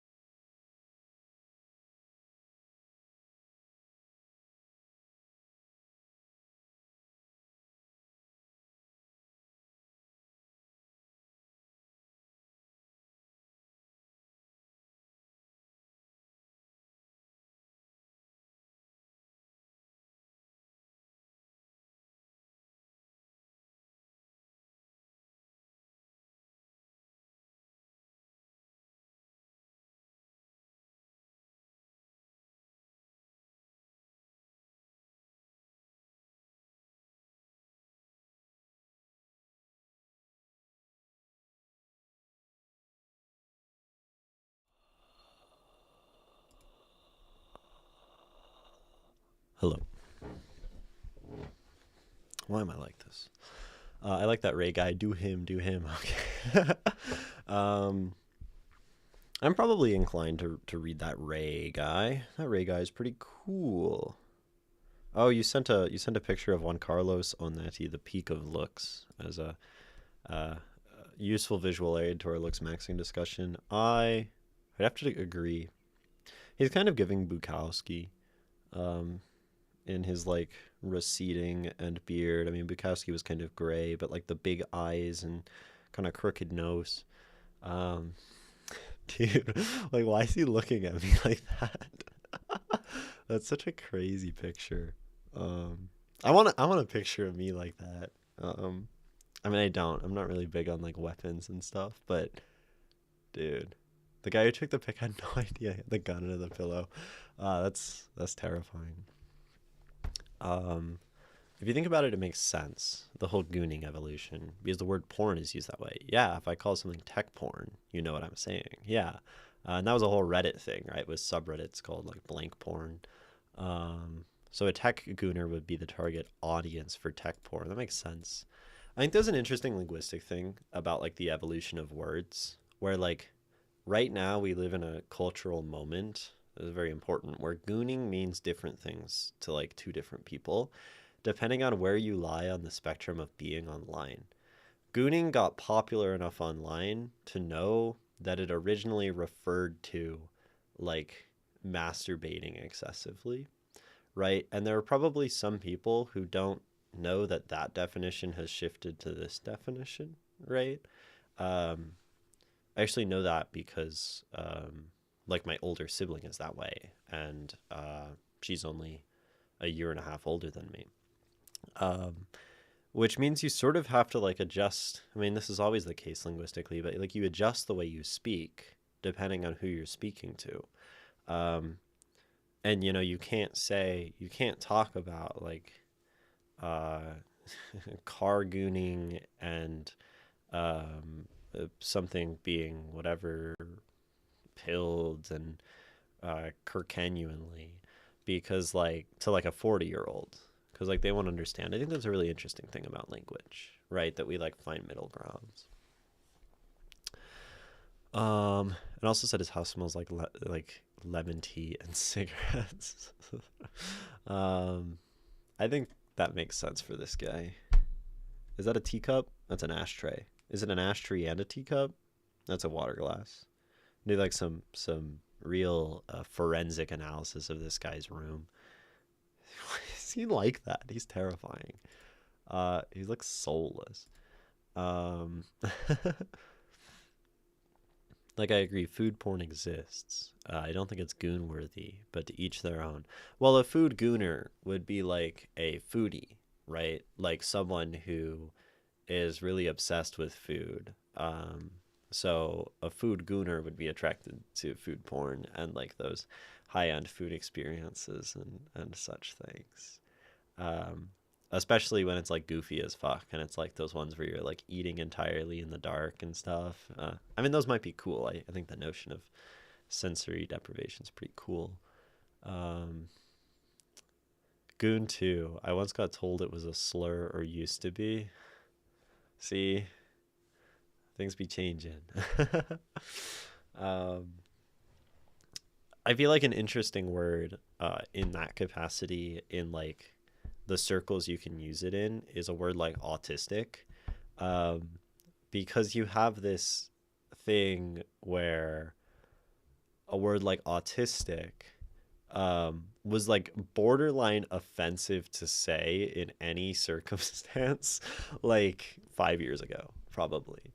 Um, like you'd even be like to like say that someone like people had this thing where they were all cagey about like even saying like someone is like autistic, right? And now with like the TikTok like self-diagnosis everyone's autistic kind of situation, um like people are just around like, oh, I'm such an autist, like, and like to say that like 5 years ago would be like someone would look at you and be like, yo, that's messed up, you can't say that, right? um And that's like really interesting as well. But this is a thing that happens with like medical stuff, right? Um, a word like lame, right, which comes from like a uh, medical like leg not working kind of situation that now is like, oh, that's lame, you know, like um, there are lots of words like that. Um, yeah, so that's interesting. Goon used to refer to like a big muscle guy who's there to rough people up. I mean, it still does, right? You can talk about like the criminals, goons. Um, I think if you like, I almost think if you referred to someone as a goon now, though, like there's a number of people who would chuckle inside and be like, goon, you know? Um, uh, yeah.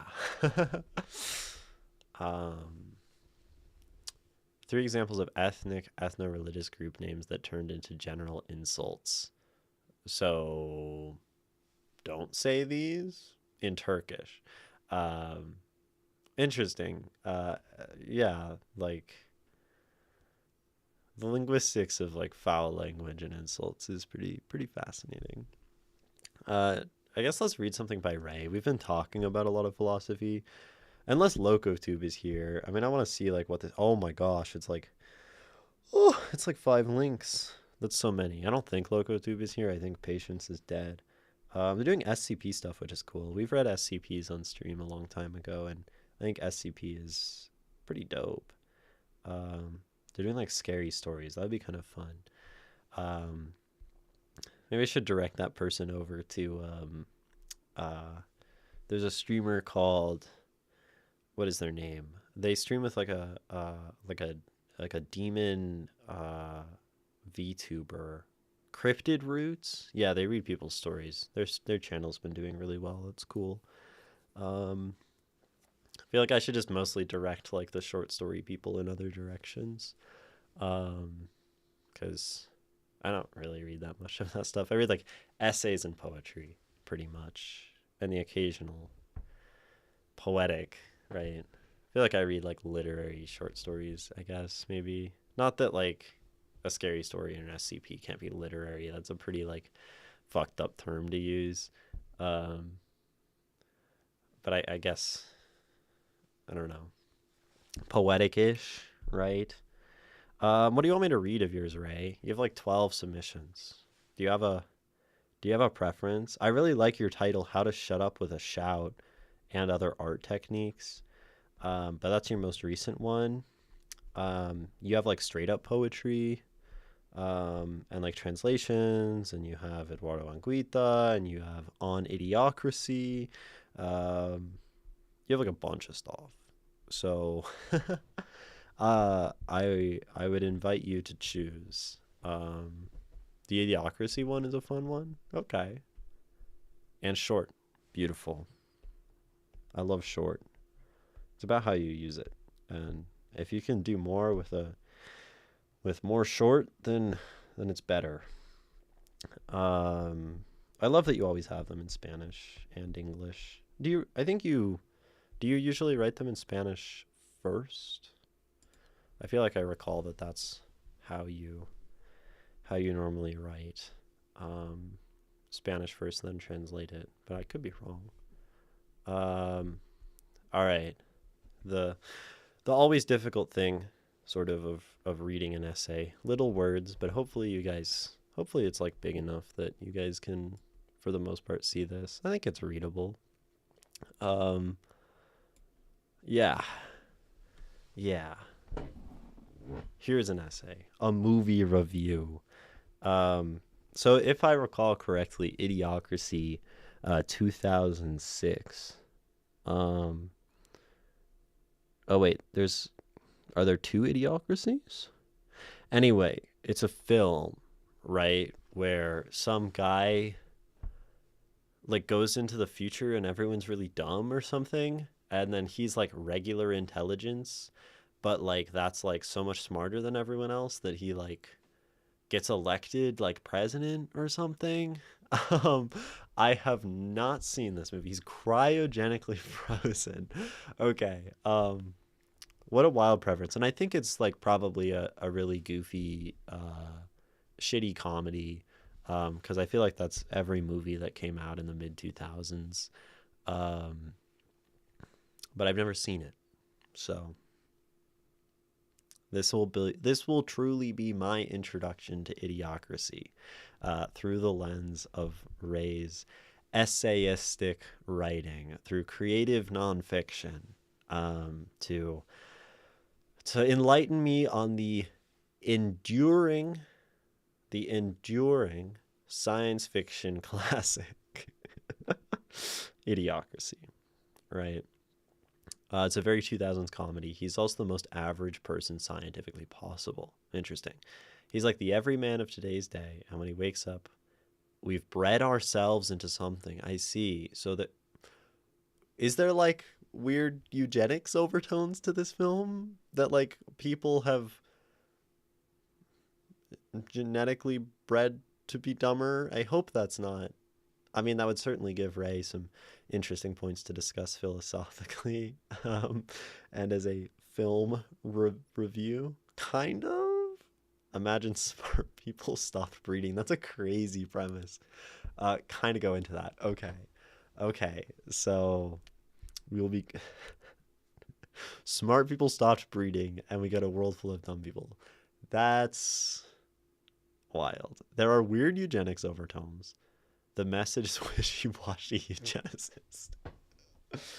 Okay. Excellent.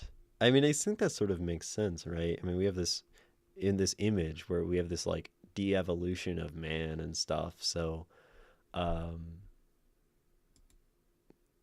the idea is that the welfare state stopped the necessary natural selection. Oh boy. Here is On Idiocracy and On Idiocracy by Mike Judge 2006. So I see we're referring to Idiocracy maybe as a concept itself, and Idiocracy by Mike Judge. Obvious pun, idiotocracy, democracy, but idiot run by idiots. Cool. And I think we should just charge right into this charged piece, that will surely be interesting. All right, here we go. There are critiques that fail, not because of what they say, but because of where they look from. And this is precisely what happens with a large part of the readings of Idiocracy, Mike Judge, 2006. It is approached as if it were a thesis about human intelligence, when in reality it is a satire about human incomprehension.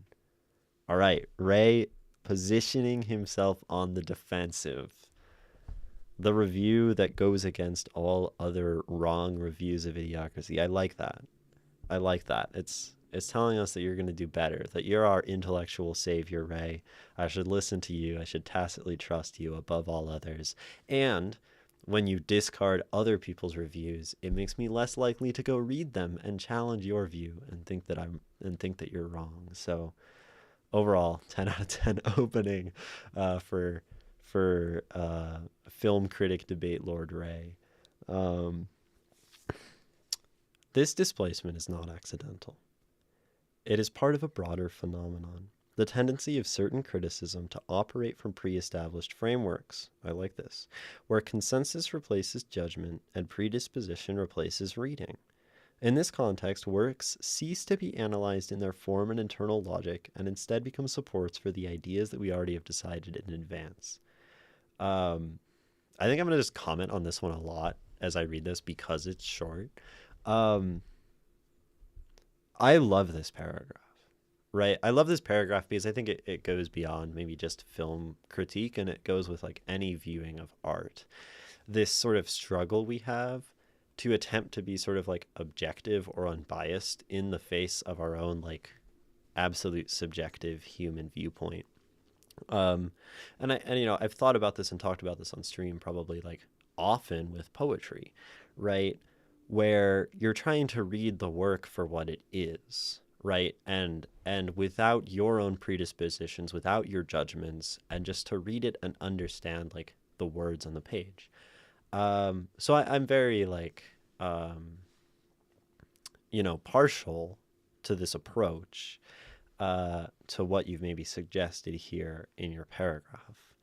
Um, Whether you've done that or not, I don't know. Like, the interesting thing is, like, you can have this predisposition of the notion of a lack of pre-established framework, and then like what if a work of art exists specifically in relation to a pre-existing framework that it assumes you have that you no longer. Anyway, I like this notion. I like this idea. I think this is a very hard idea to actually achieve because we are necessarily subject to our own frameworks, right? We exist within frameworks. We can't not exist within frameworks. If we lose all the frameworks, we like that's it doesn't work, you know. That's sort of like a trend toward like schizoaffective is when we just dissociate from societal frameworks and just like draw on the walls and stuff. Um, Moving forward. um, Frequently, the discussion around this film shifts toward territories that are foreign to its premise. Dysgenics is debated as if the work depended on its scientific or moral validity, when what is at stake is something else entirely. This kind of extra cinematic reading is reminiscent of those who judge a novel not by its form, but by its effects on young people, or the opinions of its readers and what it generates in the press and editorial offices. It is a displacement of focus, from the work to the noise surrounding it. Thus, the work disappears, and only the reaction remains. So I like this as well, right? Um, when we So we can think about this example, right? There are probably people who would watch Idiocracy, and it sounds like talk about dysgenics, right? The opposite of eugenics, bad genes, the recession of society from a genetic level. And then people will go and have debates about eugenics and dysgenics, right? Um, which is not a debate about a piece of art, right? So let's take another example. The piece of art from some number of years ago, fine art, that was a banana duct taped to a wall. And people went and had all these discussions maybe about modern art and why it's shitty or why modern art is okay. None of those are actually discussions of the piece, of the banana stuck on the wall, of its content, of its form, of what it is maybe trying to say or not. And so this happens often, right? Or when someone drops a song and people go have a discussion about that person and maybe their merit as an artist or as a human, rather than having a discussion about the music, right? Drake drops an album, and if you say this sucks, or 3 albums or whatever, and you say this sucks because Drake is a bad person, because Kendrick Lamar told me A minor or whatever, right? Like, and Drake probably is a bad person. I'm not saying he's not. I don't know enough, but it sounds like he's a pretty shitty person. But if you say Drake's 3 new albums are bad, because Drake is a bad person and I don't like Drake, then you're not critiquing Drake, or you're not critiquing Drake's work. You're not critiquing the 3 new albums. You're critiquing Drake. And that is not an honest discussion. That wouldn't be an honest review of the 3 new albums. Ideally, you would also put aside any judgments you have on Drake as a person and look at the albums as 3 pieces of music, right? Which is very hard to do. And if you told someone to put it aside for a second and listen to the albums, they'd be like, are you trying to suggest that I have to separate the art from the artist? And I would say, yes, I think that's an honest way to look at art. And then they'd sneer at me, you know? So that's, I like this, right? I agree with these notions. I think these are good. And I mean, it probably makes sense that, like, it makes sense to me that this is something you would write about given the discussions we've had on stream and that you've stuck around I think most people on my stream agree with these points of view because like I extol these points of view like every stream, right? In some way. Um, so, um, I'm gonna go back and read Ishmael's comment. It also doesn't make sense how the sex binary didn't move to extremes and showmanship didn't grow, which is supposed to happen when a species doesn't have to struggle for survival. Right. This is like the moving into the scientific part, like this says here, right? Depended on its scientific or moral validity. Everyone is obsessed with sex and consumerism, but you don't see it manifested in daily life as everyone is just mindless zombies. Interesting. And yeah, so that's like a critique maybe of like the scientific premises, right? Um,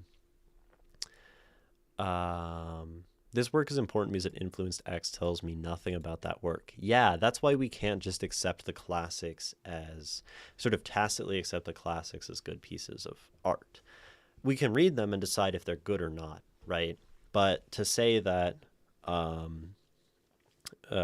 don't know, Shakespeare influenced someone else, and influenced maybe all of modern theater and thus movies, right? Probably true, right? Doesn't mean Shakespeare is good. Doesn't mean every work by Shakespeare is good. Um, you know, so there's that. Um, it's funny that AutoMod stopped you from saying Drake is a pedo, but not Drake is a pedophile. I guess somehow one is worse than the other. Um, so yeah, I think that's reasonable as well, Ray. And just because Idiocracy influenced an illustrious review like this one doesn't mean Idiocracy is inherently a good work.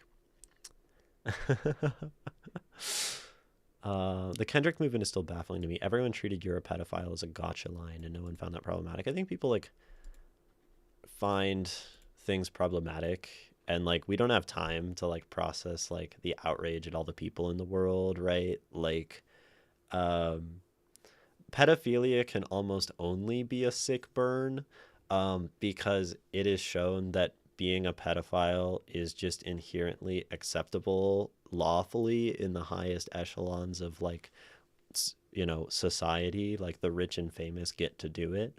So you can call people out and you can be outraged about it, and it seems that that doesn't matter, right? That's been shown.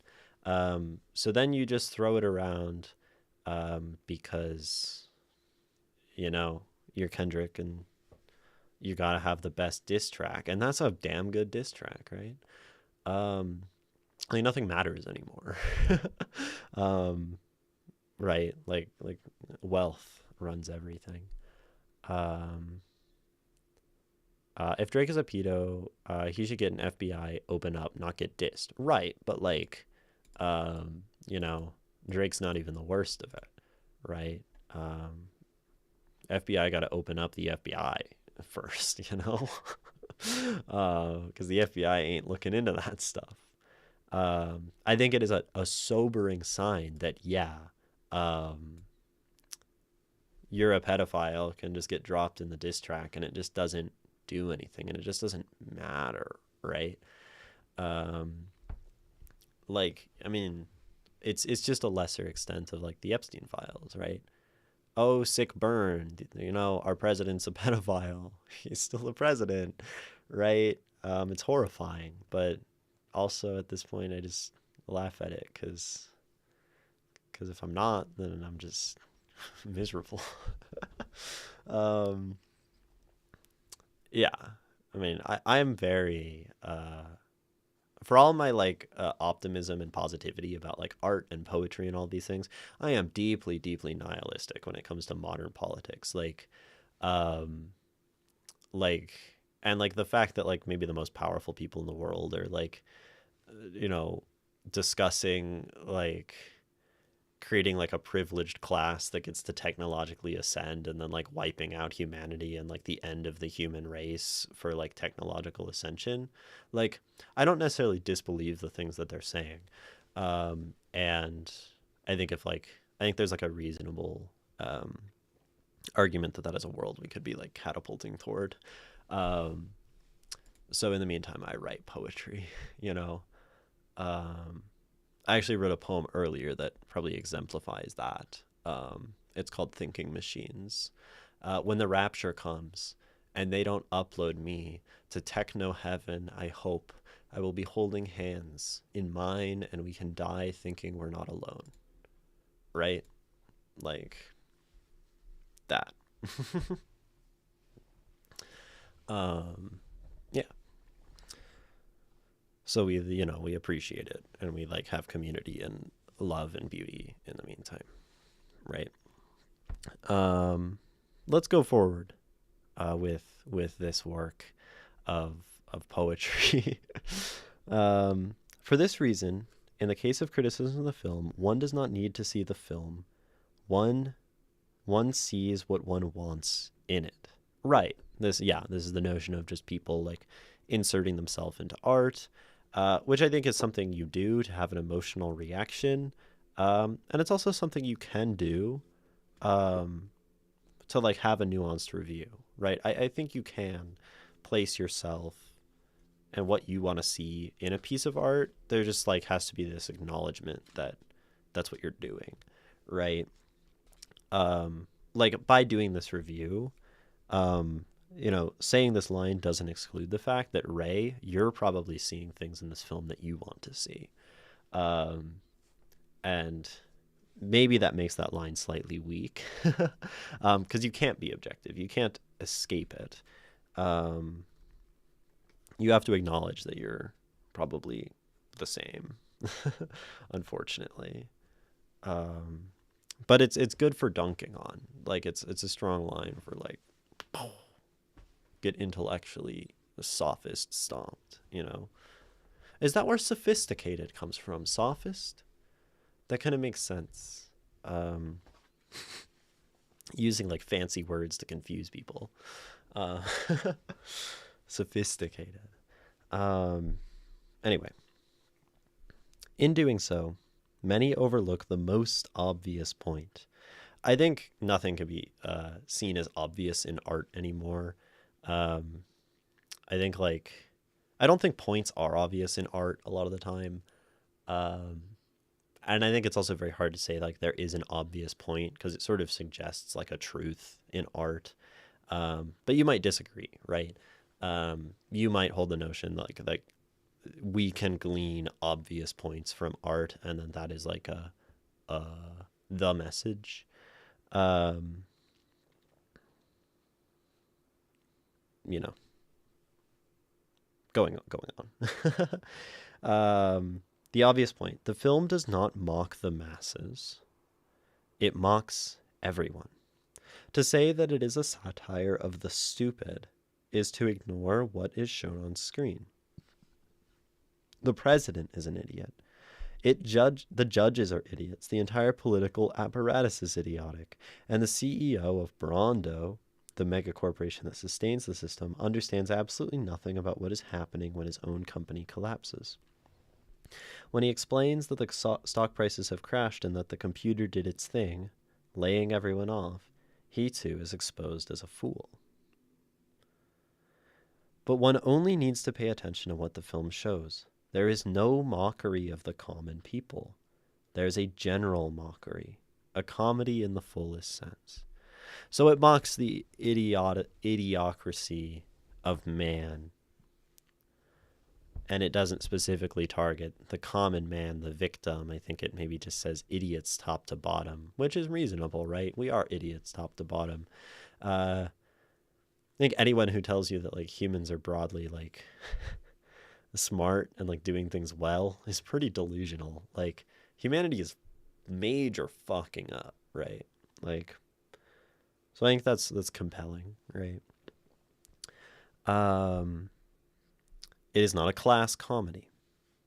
It is not torrente Torrente el brazo tonto de la ley.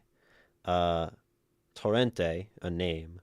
The brazo, arm, right? Tonto, isn't that like dumb? The stupid hand of the law, the stupid arm of the law. Um, perhaps is my guess of a translation. Is tonto dumb? I think it, or like silly. I don't know. Um, where the focus is on a degraded and recognizable social type. There, laughter has a clear object. Here, it does not. There is no below being ridiculed from and above. What exists is a generalized degradation. The rich, the powerful, the supposedly intelligent, and the masses all share the same level of disconnection.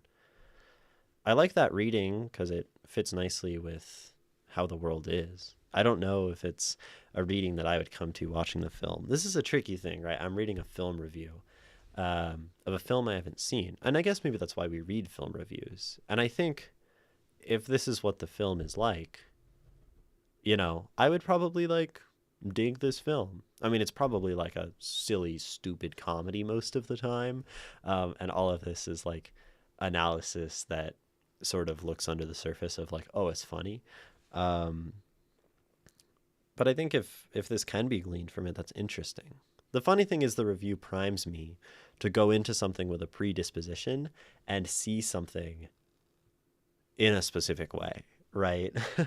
The review actually primes me to read the film as this.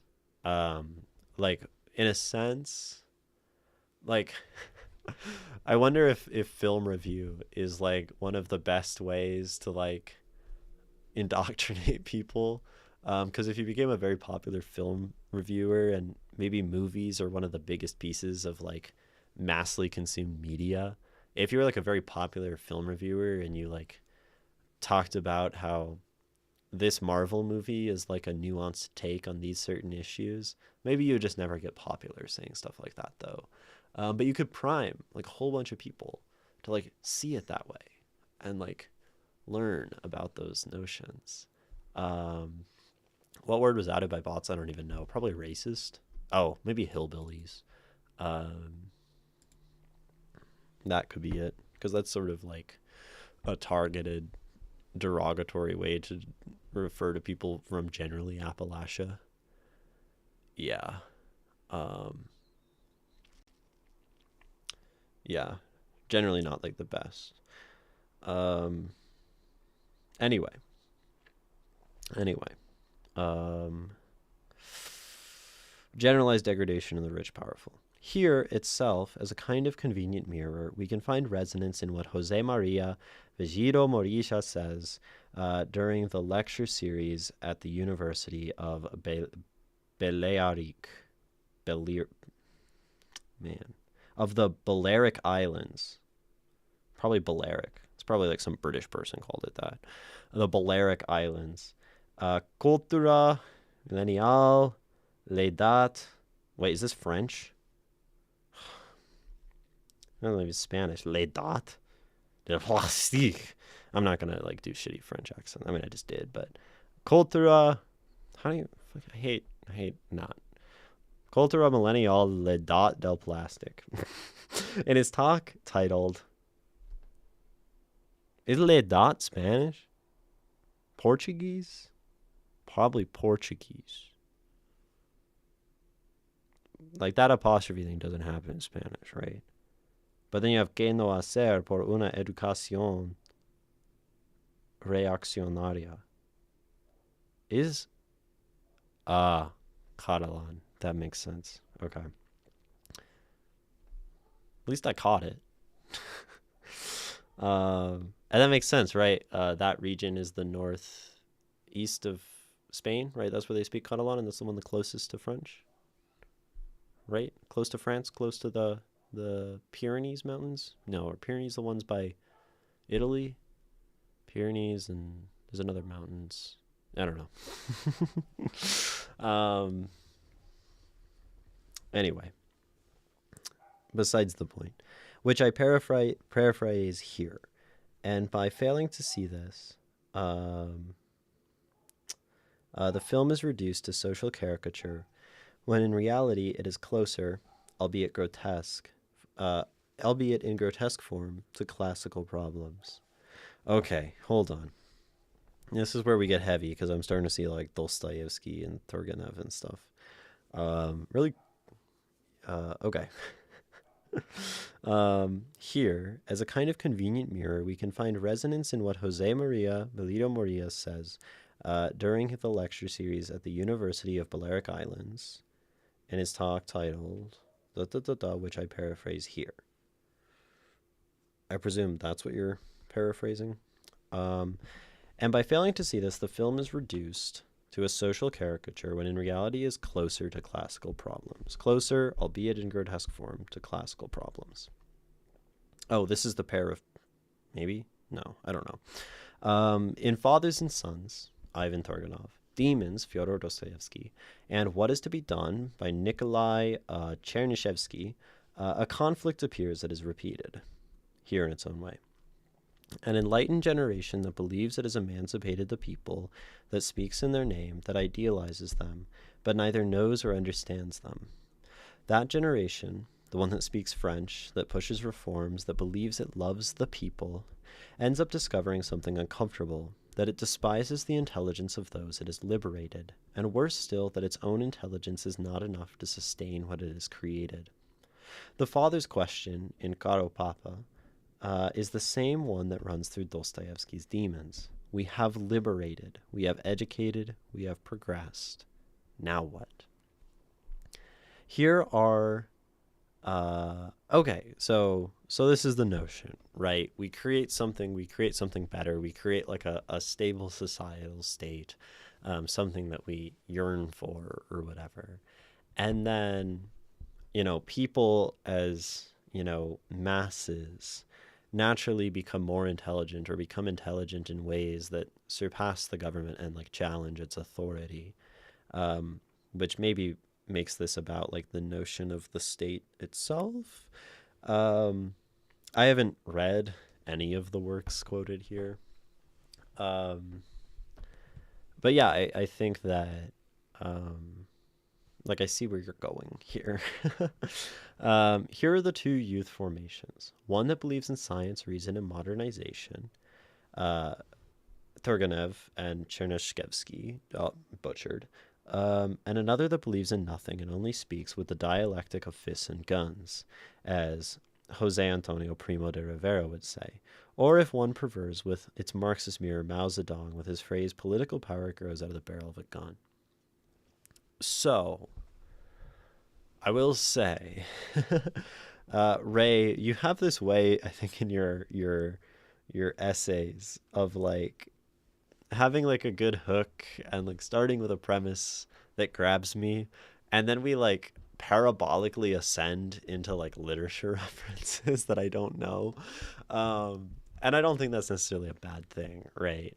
A government that's based on these ideals of like knowledge or whatever and this stuff, or like a government that kind of has this like political power, oppression, authoritarian lean. But when it's like, I don't know, sometimes the references and all of that, like, it goes beyond me. And I guess I'm just sort of like looking ahead where we're like, Alexis de Tocqueville, Oscar Wilde, William Morris, like, back to Brando. Well, I guess that's the movie. You know, and then we're like, Mao Zedong, a lot, right? Did Stream crash? Stream did crash.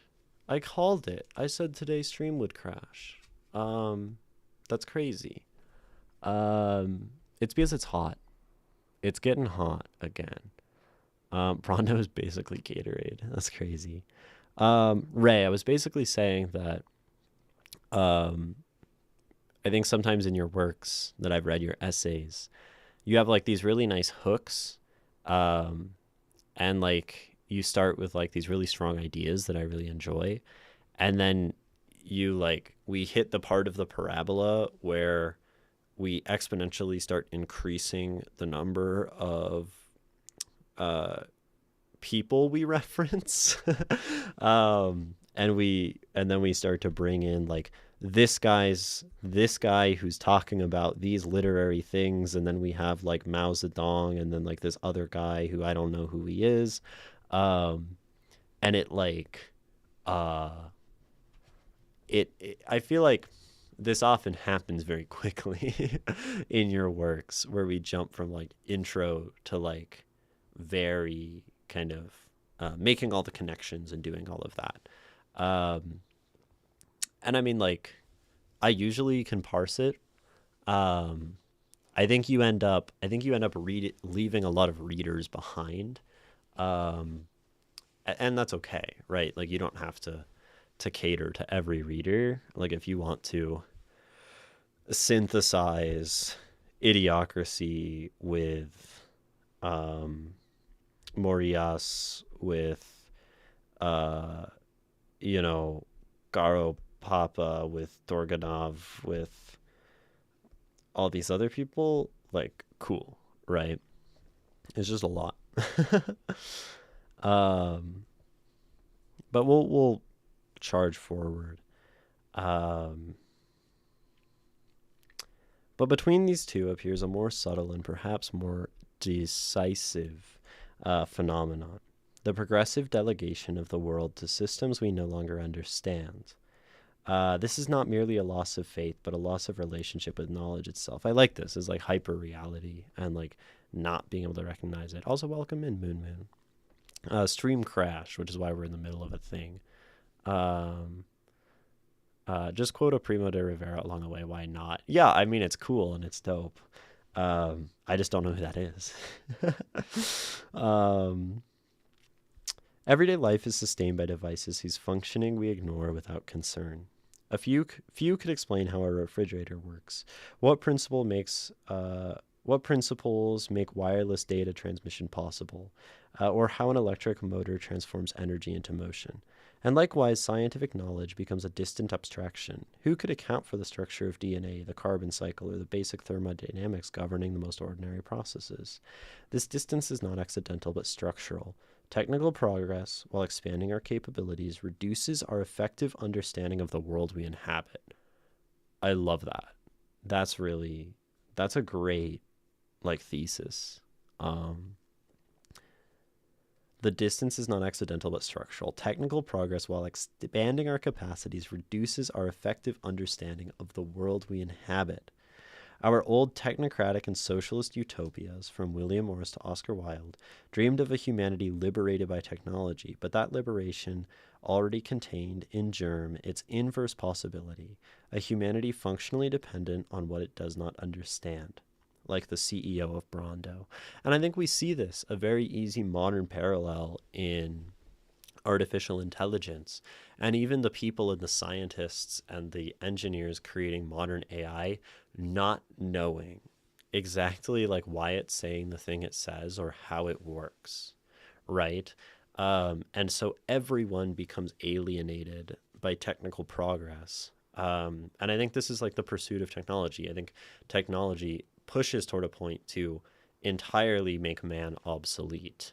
Um, at least that's the trajectory we're on, and a lot of scholars have written and talked about that. Um, but yeah, like technology won't save us, um, and the idea of technology isolating everyone, like the larger corpus of knowledge we create, right? It's like a uh, uh, it's like the inverse cube law, right? Where we create this larger sphere of knowledge and it grows on a magnitude that is greater than any individual's ability to understand like that knowledge, right? The amount that a human mind can gain knowledge will never keep pace with the total amount of knowledge we amass as a species, as a humanity. Um, and so um, fundamentally, the larger humanity becomes, the more knowledge humanity attains, the more that humanity isolates itself from itself. from an intellectual perspective. I think we see this feeling. I hear so many people saying like, there's so much music, there's so many books to read. And I think that can be like nice. That can be kind of beautiful and novel that you're never going to run out of things.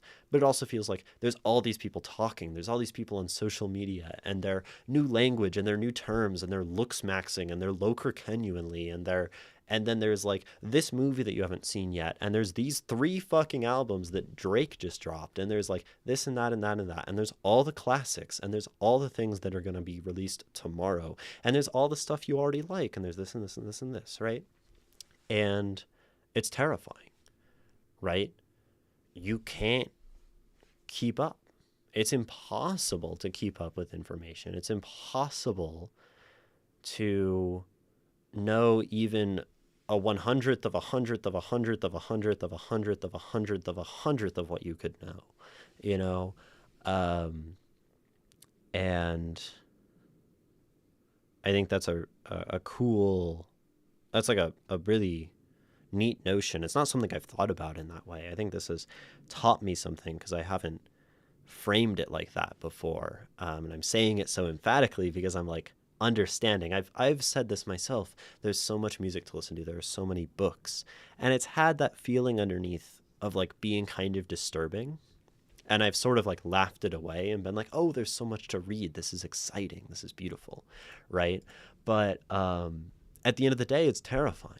Right. It's like fundamentally isolating. You, the individual, becomes ever more isolated from like the totality of society in this like intellectual abstract sense. And like the zeitgeist becomes too large. The zeitgeist becomes too fast and large and overwhelming. And this is why we get like the 5-year generations on the internet that we were talking about earlier. Like, it's just too much. It's too fast. And like, it's incomprehensible, right? Yeah. I kind of went crazy there. Thank you for, yeah, well, I'm glad I read this or I'm reading this. Computer technologies are so intricate that if the necessary factories just disappeared right now, no amount of scientists come together would be enough to build a microchip again. Yeah. Yeah, you'd have to like get the people. Yeah, it'd be so much human organization. There are IT professionals coding themselves out of jobs as we speak. Yeah. Like, I don't know. I don't think it's unreasonable to suggest, right, that this generation, like maybe in the next 50 years, like especially with the fact that there are people actively moving toward this notion, I don't think it's unreasonable to suggest that we could see the obsolescence of man. Like that I could see that in my lifetime, right? Humanity becoming obsolete and unnecessary for like the continued processes of the things we've created.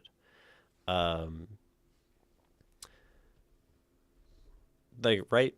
Like these things are so out of control and they're just like spinning off into the future and whatever. I don't think that future looks like idiocracy. I think that future looks probably much more sinister than a 2000s comedy about like dumb consumers, right? And before the movie becomes reality, right? I think like the reality that you suggest, the reality that you put forward here in relation to the sort of dystopian idiocracy, like the reality is probably something much, much more sinister, right? I think if we think about it, like the word dystopia, dystopia is like the worst society, right? Utopia is the best, it's the highest, it's the greatest society, right?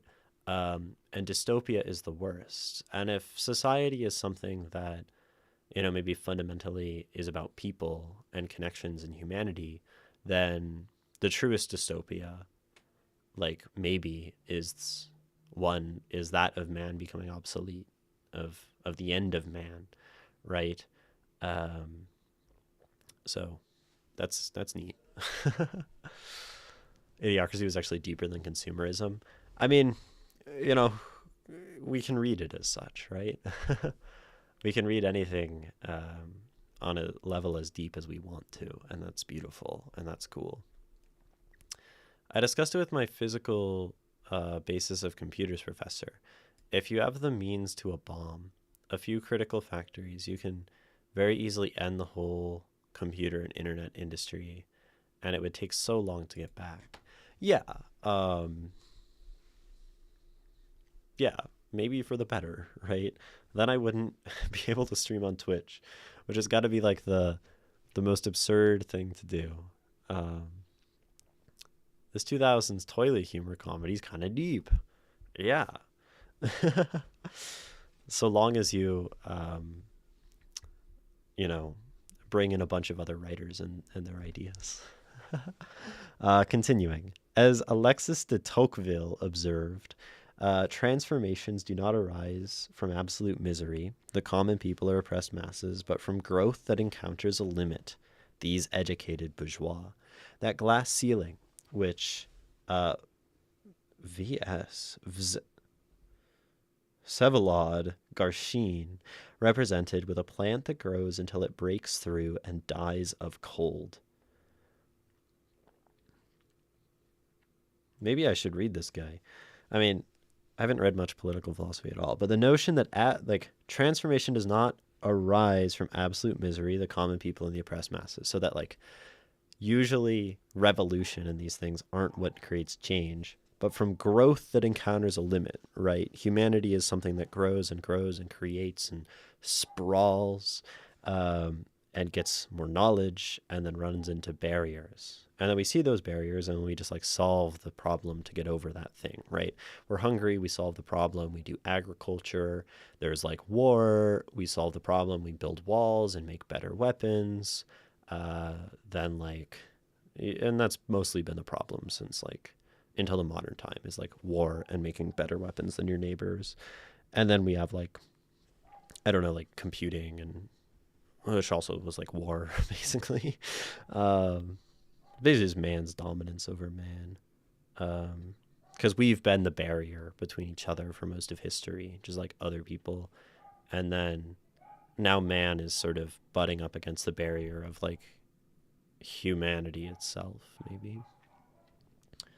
Modern history is full of such moments in which enlightened intelligence, upon reaching its own limit,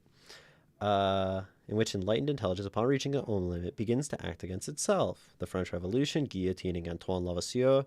Yeah, what a great ironic moment of history. The Soviet Union elevating Lysenkoism to the official doctrine, Mao Zedong's Cultural Revolution, and the Four Pests campaign. Here lies the point of that film, your point of that film. Hard to say that is the, what'd you say? Obvious point. Am I zooming in on the right spot? Obvious point? Yeah. Is that obvious? Unsure. Antoine Lavoisier was... Is this political? This is political. Everything's political. He was like the guy. He was like the big deal guy. Lavoisier. Oh yeah, he was a chemist. Yeah. Yeah. Sorry, it's very zoomed in.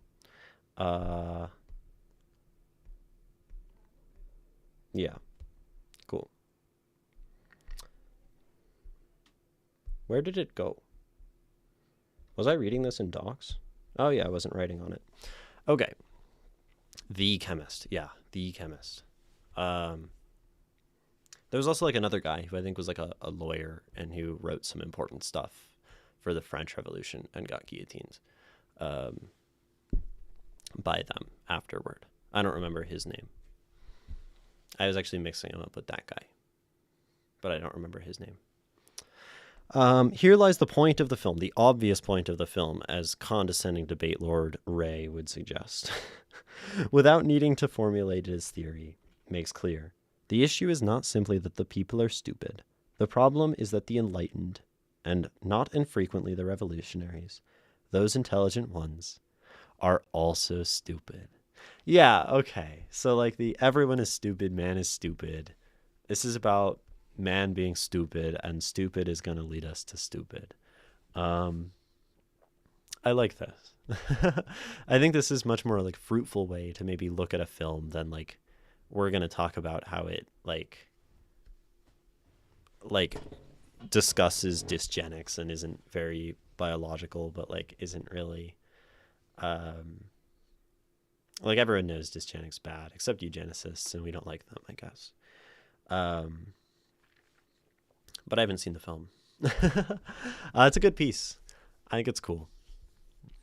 Uh, it gets like really complicated very quickly in some capacity with all your quoting and all your interconnectedness, but it is cool. I can't read. That means we're getting toward the end. The pragmatic result of it is debatable, but the main guy for the royalist education getting executed is uh, not very odd or extreme.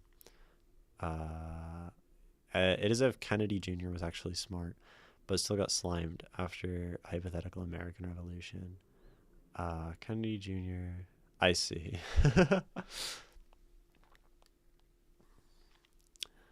The comedy about the humanity being dumb goes about humanity being dumb. What the fuck? Yeah, extremely enlightened and revolutionary take that will really uh, make people, bristle and react strongly and repost it and challenge you. Uh, I think your review would be much more popular if you just talked about eugenics and used lots of strong words and said this movie is evil. Uh, it's bad for the children. Then you get clicks, right? Don't you want clicks? Don't you want to be remarkable and popular and have a big YouTube channel where you make video essays, rage baiting people about 2000s comedy movies? Isn't that the future you want? That's the future you want. Yeah, that's the future I want. I don't know about you, but um, yeah, I mean that's depressing as fuck, right? In some capacity. I mean, I was the one who went and had to like connect it to techno capital, but like, how could I not? Um, yeah, everyone's stupid. Nothing will get better. Revolution doesn't work, and technology will continue to isolate man until man becomes obsolete. And all we will have then is love. Sort of my thesis. At that point, all we have is our humanity. Um, yeah. This 2000s movie is right wing. Change for commie if you want. Still works. This 2000s movie is right wing work. Yeah. No, you say this 2000s comedy film is the reason for the anti-vax movement in America. And then you make like a really flimsy link from the popularization, the reason. Um, you make a really flimsy link from like the pseudoscience of eugenics to the pseudoscience of um, uh, anti-vaxxing, and you find like some random like member of like the camera crew in the cast who is now like a vocal anti-vaxxer, and you say that like the film was shot uh, in a specific way um, to indoctrinate the minds of the people subliminally with like anti-vax messaging, um, and you use the representation of doctors as dumb to suggest that it was laying the groundwork for a distrust of science. Um, the villain is what, Brondo, big supplement brand, big Gatorade, notorious health drink, notorious healthy athlete person drink, creates a general distrust of health and being healthy, which contributes to the distrust of science. I mean, we have a pretty bulletproof video essay here. um, yeah, and you connect it to like RFK, and then you say that like Trump's in office because of idiocracy. It created the subliminal notion of the acceptance of a dumb leader. We video essaying it out here, yeah. Yeah. I feel like I could make like blatantly satirical video essays. Brondo did an anti-water campaign. That's what I'm saying. This is literally setting the stage for anti-vaxxers. Chemicals in the water, turning the freaking frogs gay. Alex Jones, notorious anti-vax, leader. You can probably make it about Sandy Hook too. Just bring it in. You got to pad the length to 3 hours, right? It's a YouTube video essay. And then like from the toilet. True. You don't want to drink that stuff. They put it in toilets. Crazy work. When you pee, it's mostly water. You don't want to be drinking water. You drink that stuff? That's fucking gross, dude. Get away from me. Don't speak to me with that mouth. Jeez. Ugh. These water drinkers. Let me go get some Gatorade.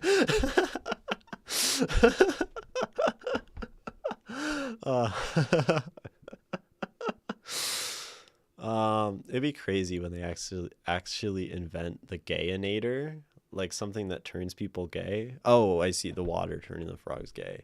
I mean, that would really make the birth rates go down. They're not going.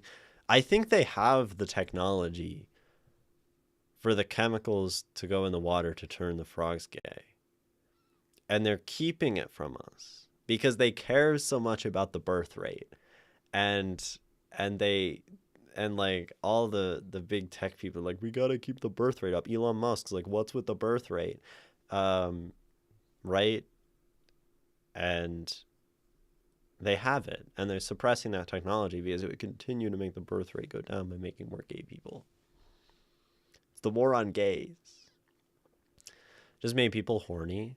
Dude, wouldn't it be crazy if like, okay, here's my unfounded conspiracy theory, right? Going in. Elon Musk, I don't know, other tech people, other modern leaders, freaking Japan, Korea, all these modern countries, right? Birth rates. They want their birth rates to go back up because they're stagnating, right? This also coincides with when you see the rise of dating apps, Tinder, Hinge, not Grindr, I guess. Grindr kind of breaks the argument here, but we're gonna cherry pick our evidence. Dating apps encouraging people what? To hook up, to have sex, to accidentally have children. But that's not all. That's not all, right? I think Alex Jones was using the line, putting chemicals in the water to turn the freaking frogs gay, as a way to deflect from the fact that the government is actually putting pheromones in the water to make everyone more sexually active, which is why you see the success of dating apps. So people really, really want to do it. And then this is all a big psyop that's going to try to increase the birth rate. That's my conspiracy theory. They're putting chemicals in the water to turn the freaking people straight, basically. That's why they hate gay people, right? They hate gay people because they care about the birth rate, obviously. Dating apps are, yeah, I mean, obviously, totally unfounded, horribly strung together suggestion of an argument. But I can make a video essay about it. And I could use like Johnny Harris style like graphics and like nice charts to like convince people that this was actually happening. I could cherry pick sections of headlines. I could do all these things, and then I could create like a mass psychosis and a false reality where everyone gets afraid that the government is in fact pheromoning them. Um, and then and then the dating app industry would collapse. People would return to having genuine connection. They would realize the value of community. With the value of community, they could understand that they actually had some say in the ability to fight back against their government and the tech companies and the people who oppose them. We'd have people like monkey wrenching the fucking data centers, and like there'd be all these unexplained fires in the data centers, and like all the trucks are exploding, and then it's becoming this like guerrilla underground like anti-tech revolution, and then we'd wipe out the billionaires, and then there'd be revolution, and then it would all start over, and we'd end up in the same path because that's what happens. Wasn't Grinder what dealers used to use because police didn't check there? That's crazy. And so you had a dealer having the grinder go off, and he goes like, "It's a client. It's a client. Not like that. Not like that kind of client. It's like a client." I don't know. I only got on Grinder after initially coming out uh, as a trans woman, right? At which point I got on Grinder. I was only on Grinder for like a year. I was Grinder for like 2 years. And then I stopped kind of being about sex, and I stopped being about binary gender, and I'm clearly the reason for the declining birth rate, because like I'm not gonna like the funny thing is I really want kids. Um, we really could have a utopian society if it wasn't for all the dang people. Uh yeah. That's why they're putting pheromones in the water. They don't want utopia.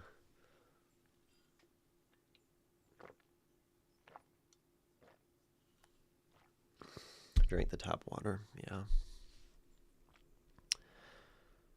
Yeah, doesn't really fit. Microplastics, lower birth rate. Kind of a lot of holes in the argument. How do we patch up the microplastic hole? I don't know. Oh, anyway. um,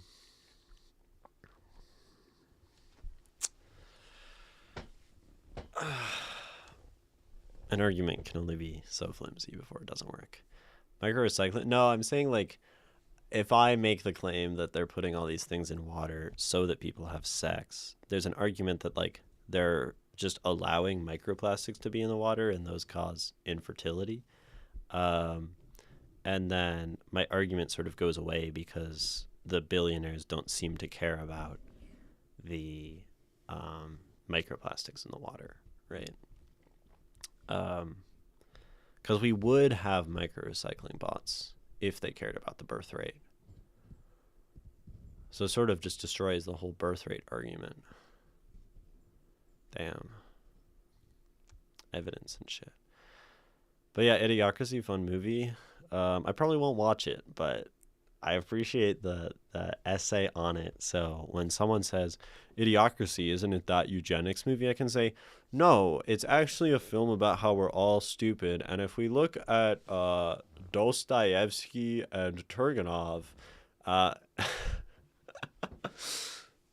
we can understand that this is about technology and the pursuit of man going beyond the scope of any individual's comprehension, at which point all of the masses become stupid relative to that which humanity understands, the eventuality being that man becomes individually isolated from the knowledge that exists and becomes stupid and complacent, and all become dumb. The systems that we create start to govern us more than we have the capacity to govern or create them.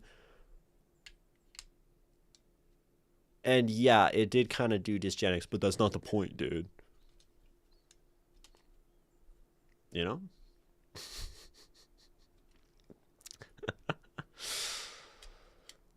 Yeah. And before I go write more about artworks, there you go. Do you think if I said that in a conversation, someone would like me? If I quoted your whole essay like that? Would that make me more friends? All jokes aside, Idiocracy is hilarious and I'll die on that hill. It is pretty okay. That's good. As long as it's funny. Like, I don't know, it's a comedy movie. Don't take it too seriously. It's funny. Don't take it too seriously. Don't think too hard about it. You don't need to think that hard. Just drink Brondo. All right. I'm done streaming. My throat hurts. I don't know what's with that.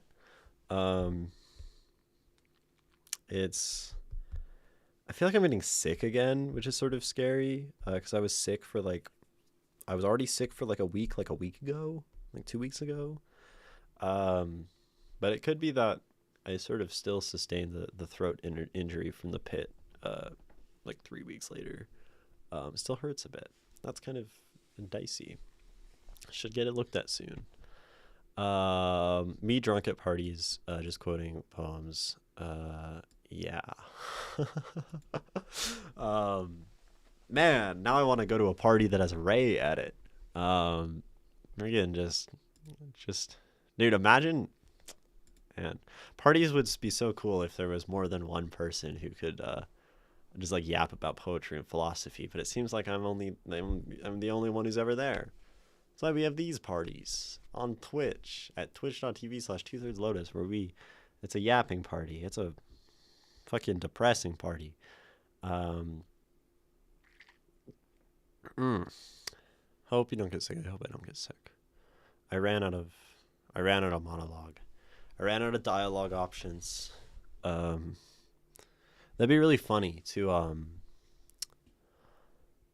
so I think of like a game like Disco Elysium, like a game where you're talking a lot and you have dialogue options.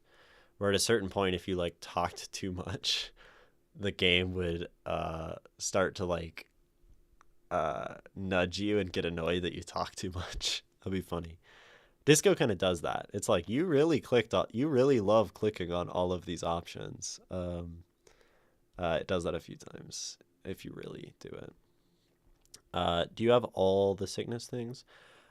I don't think I'm normally a person that gets sick that much, but I got sick from the show, which makes sense. There's a bunch of people. And then like I have this sore throat.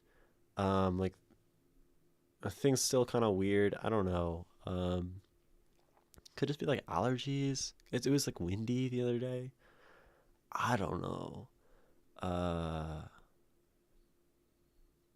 Maybe it's just that this was a 3-hour stream at this point.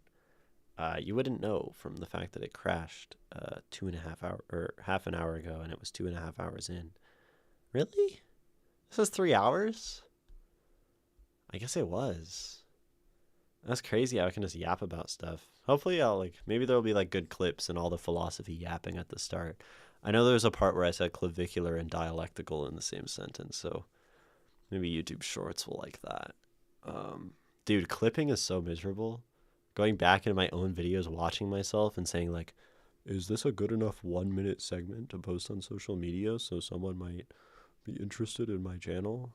So miserable. The plight of being privileged and white and not having to work and like streaming about poetry on Twitch. Woe is me. Plus all American comedies are fascist. If you think about it, I agree. I will not argue with that statement. I will not question that statement. I agree. All American comedies are fascist. I like that. That is a good ring to it. That's a good video essay title. Why all American comedies are fascist. Make that video essay, Ishmael. Get your bag. Get your 2 million views on YouTube. I have my friend group, and we were all writers, and just talked about books and shit. Just getting drunk till ended with full-on debates like, no, idiot, Kant isn't talking about logic and an ontology being the same. He just blah, blah, blah. I crave this. I don't have in-person friends who like talk that way. Maybe it's because Las Vegas has the worst the second worst education system in the state. But like no one seems to want to talk about philosophy in Las Vegas. Maybe I shouldn't be surprised. Yeah, I mean the only people yes to the education thing. We have terrible education among states in the country. Well, we have the Nevada has the second or third worst public education system in the United States. Um, I know that there's there's this. I mean, there's like the Tankies. There's this place called the Red Star Community Center, which is basically got started by a bunch of probably philosophy majors from UNLV from the college, but it's on the other side of town by the college, and it's a community center where they like talk about Marxist literature and stuff. But like sometimes those people are like the worst. Like genuinely Marxists are the worst to talk to. Like, you know? Like let's talk about Kapital. Like, I don't know. I feel like I'm contradicting myself in a sense because I'm like I want to talk to people about like philosophy and stuff, and then I'm like I don't want to talk to those people, um, but at the same time, like the way I talk about things, I just don't think I would get along with like the Marxist type. uh, I think I said this before, but you're one of like the 5 to 8 streamers that you watch on Twitch. You haven't said that before. Um, that are all like all in the same interests, like poetry, art, general, philosophy, and shit. And all live in Las Vegas? Well, who are these other people? How do I find these people? What? Give me these channels. Who?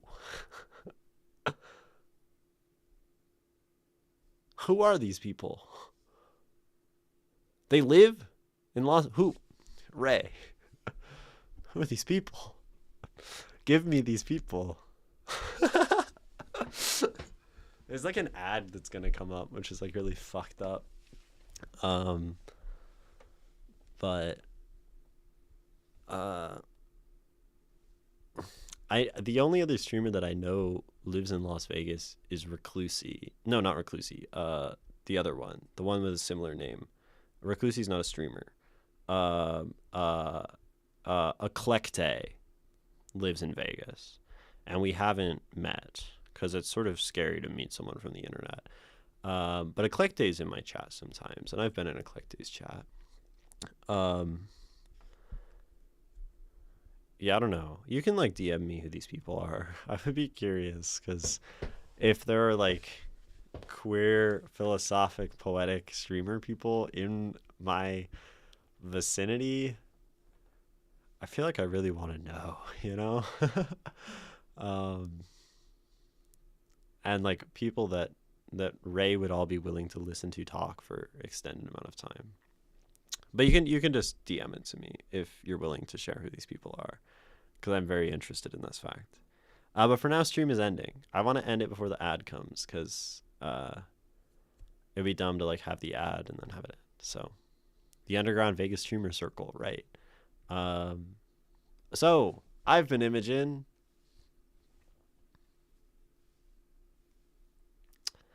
Thanks for watching. Thank you for sending that piece, Ray. It was very fun. And always very intellectual. And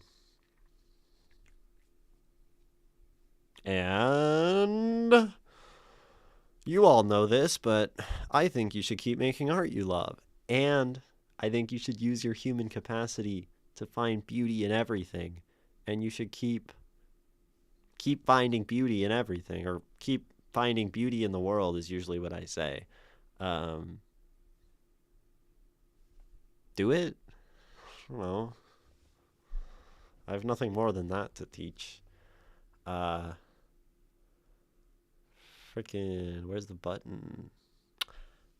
That's all, folks.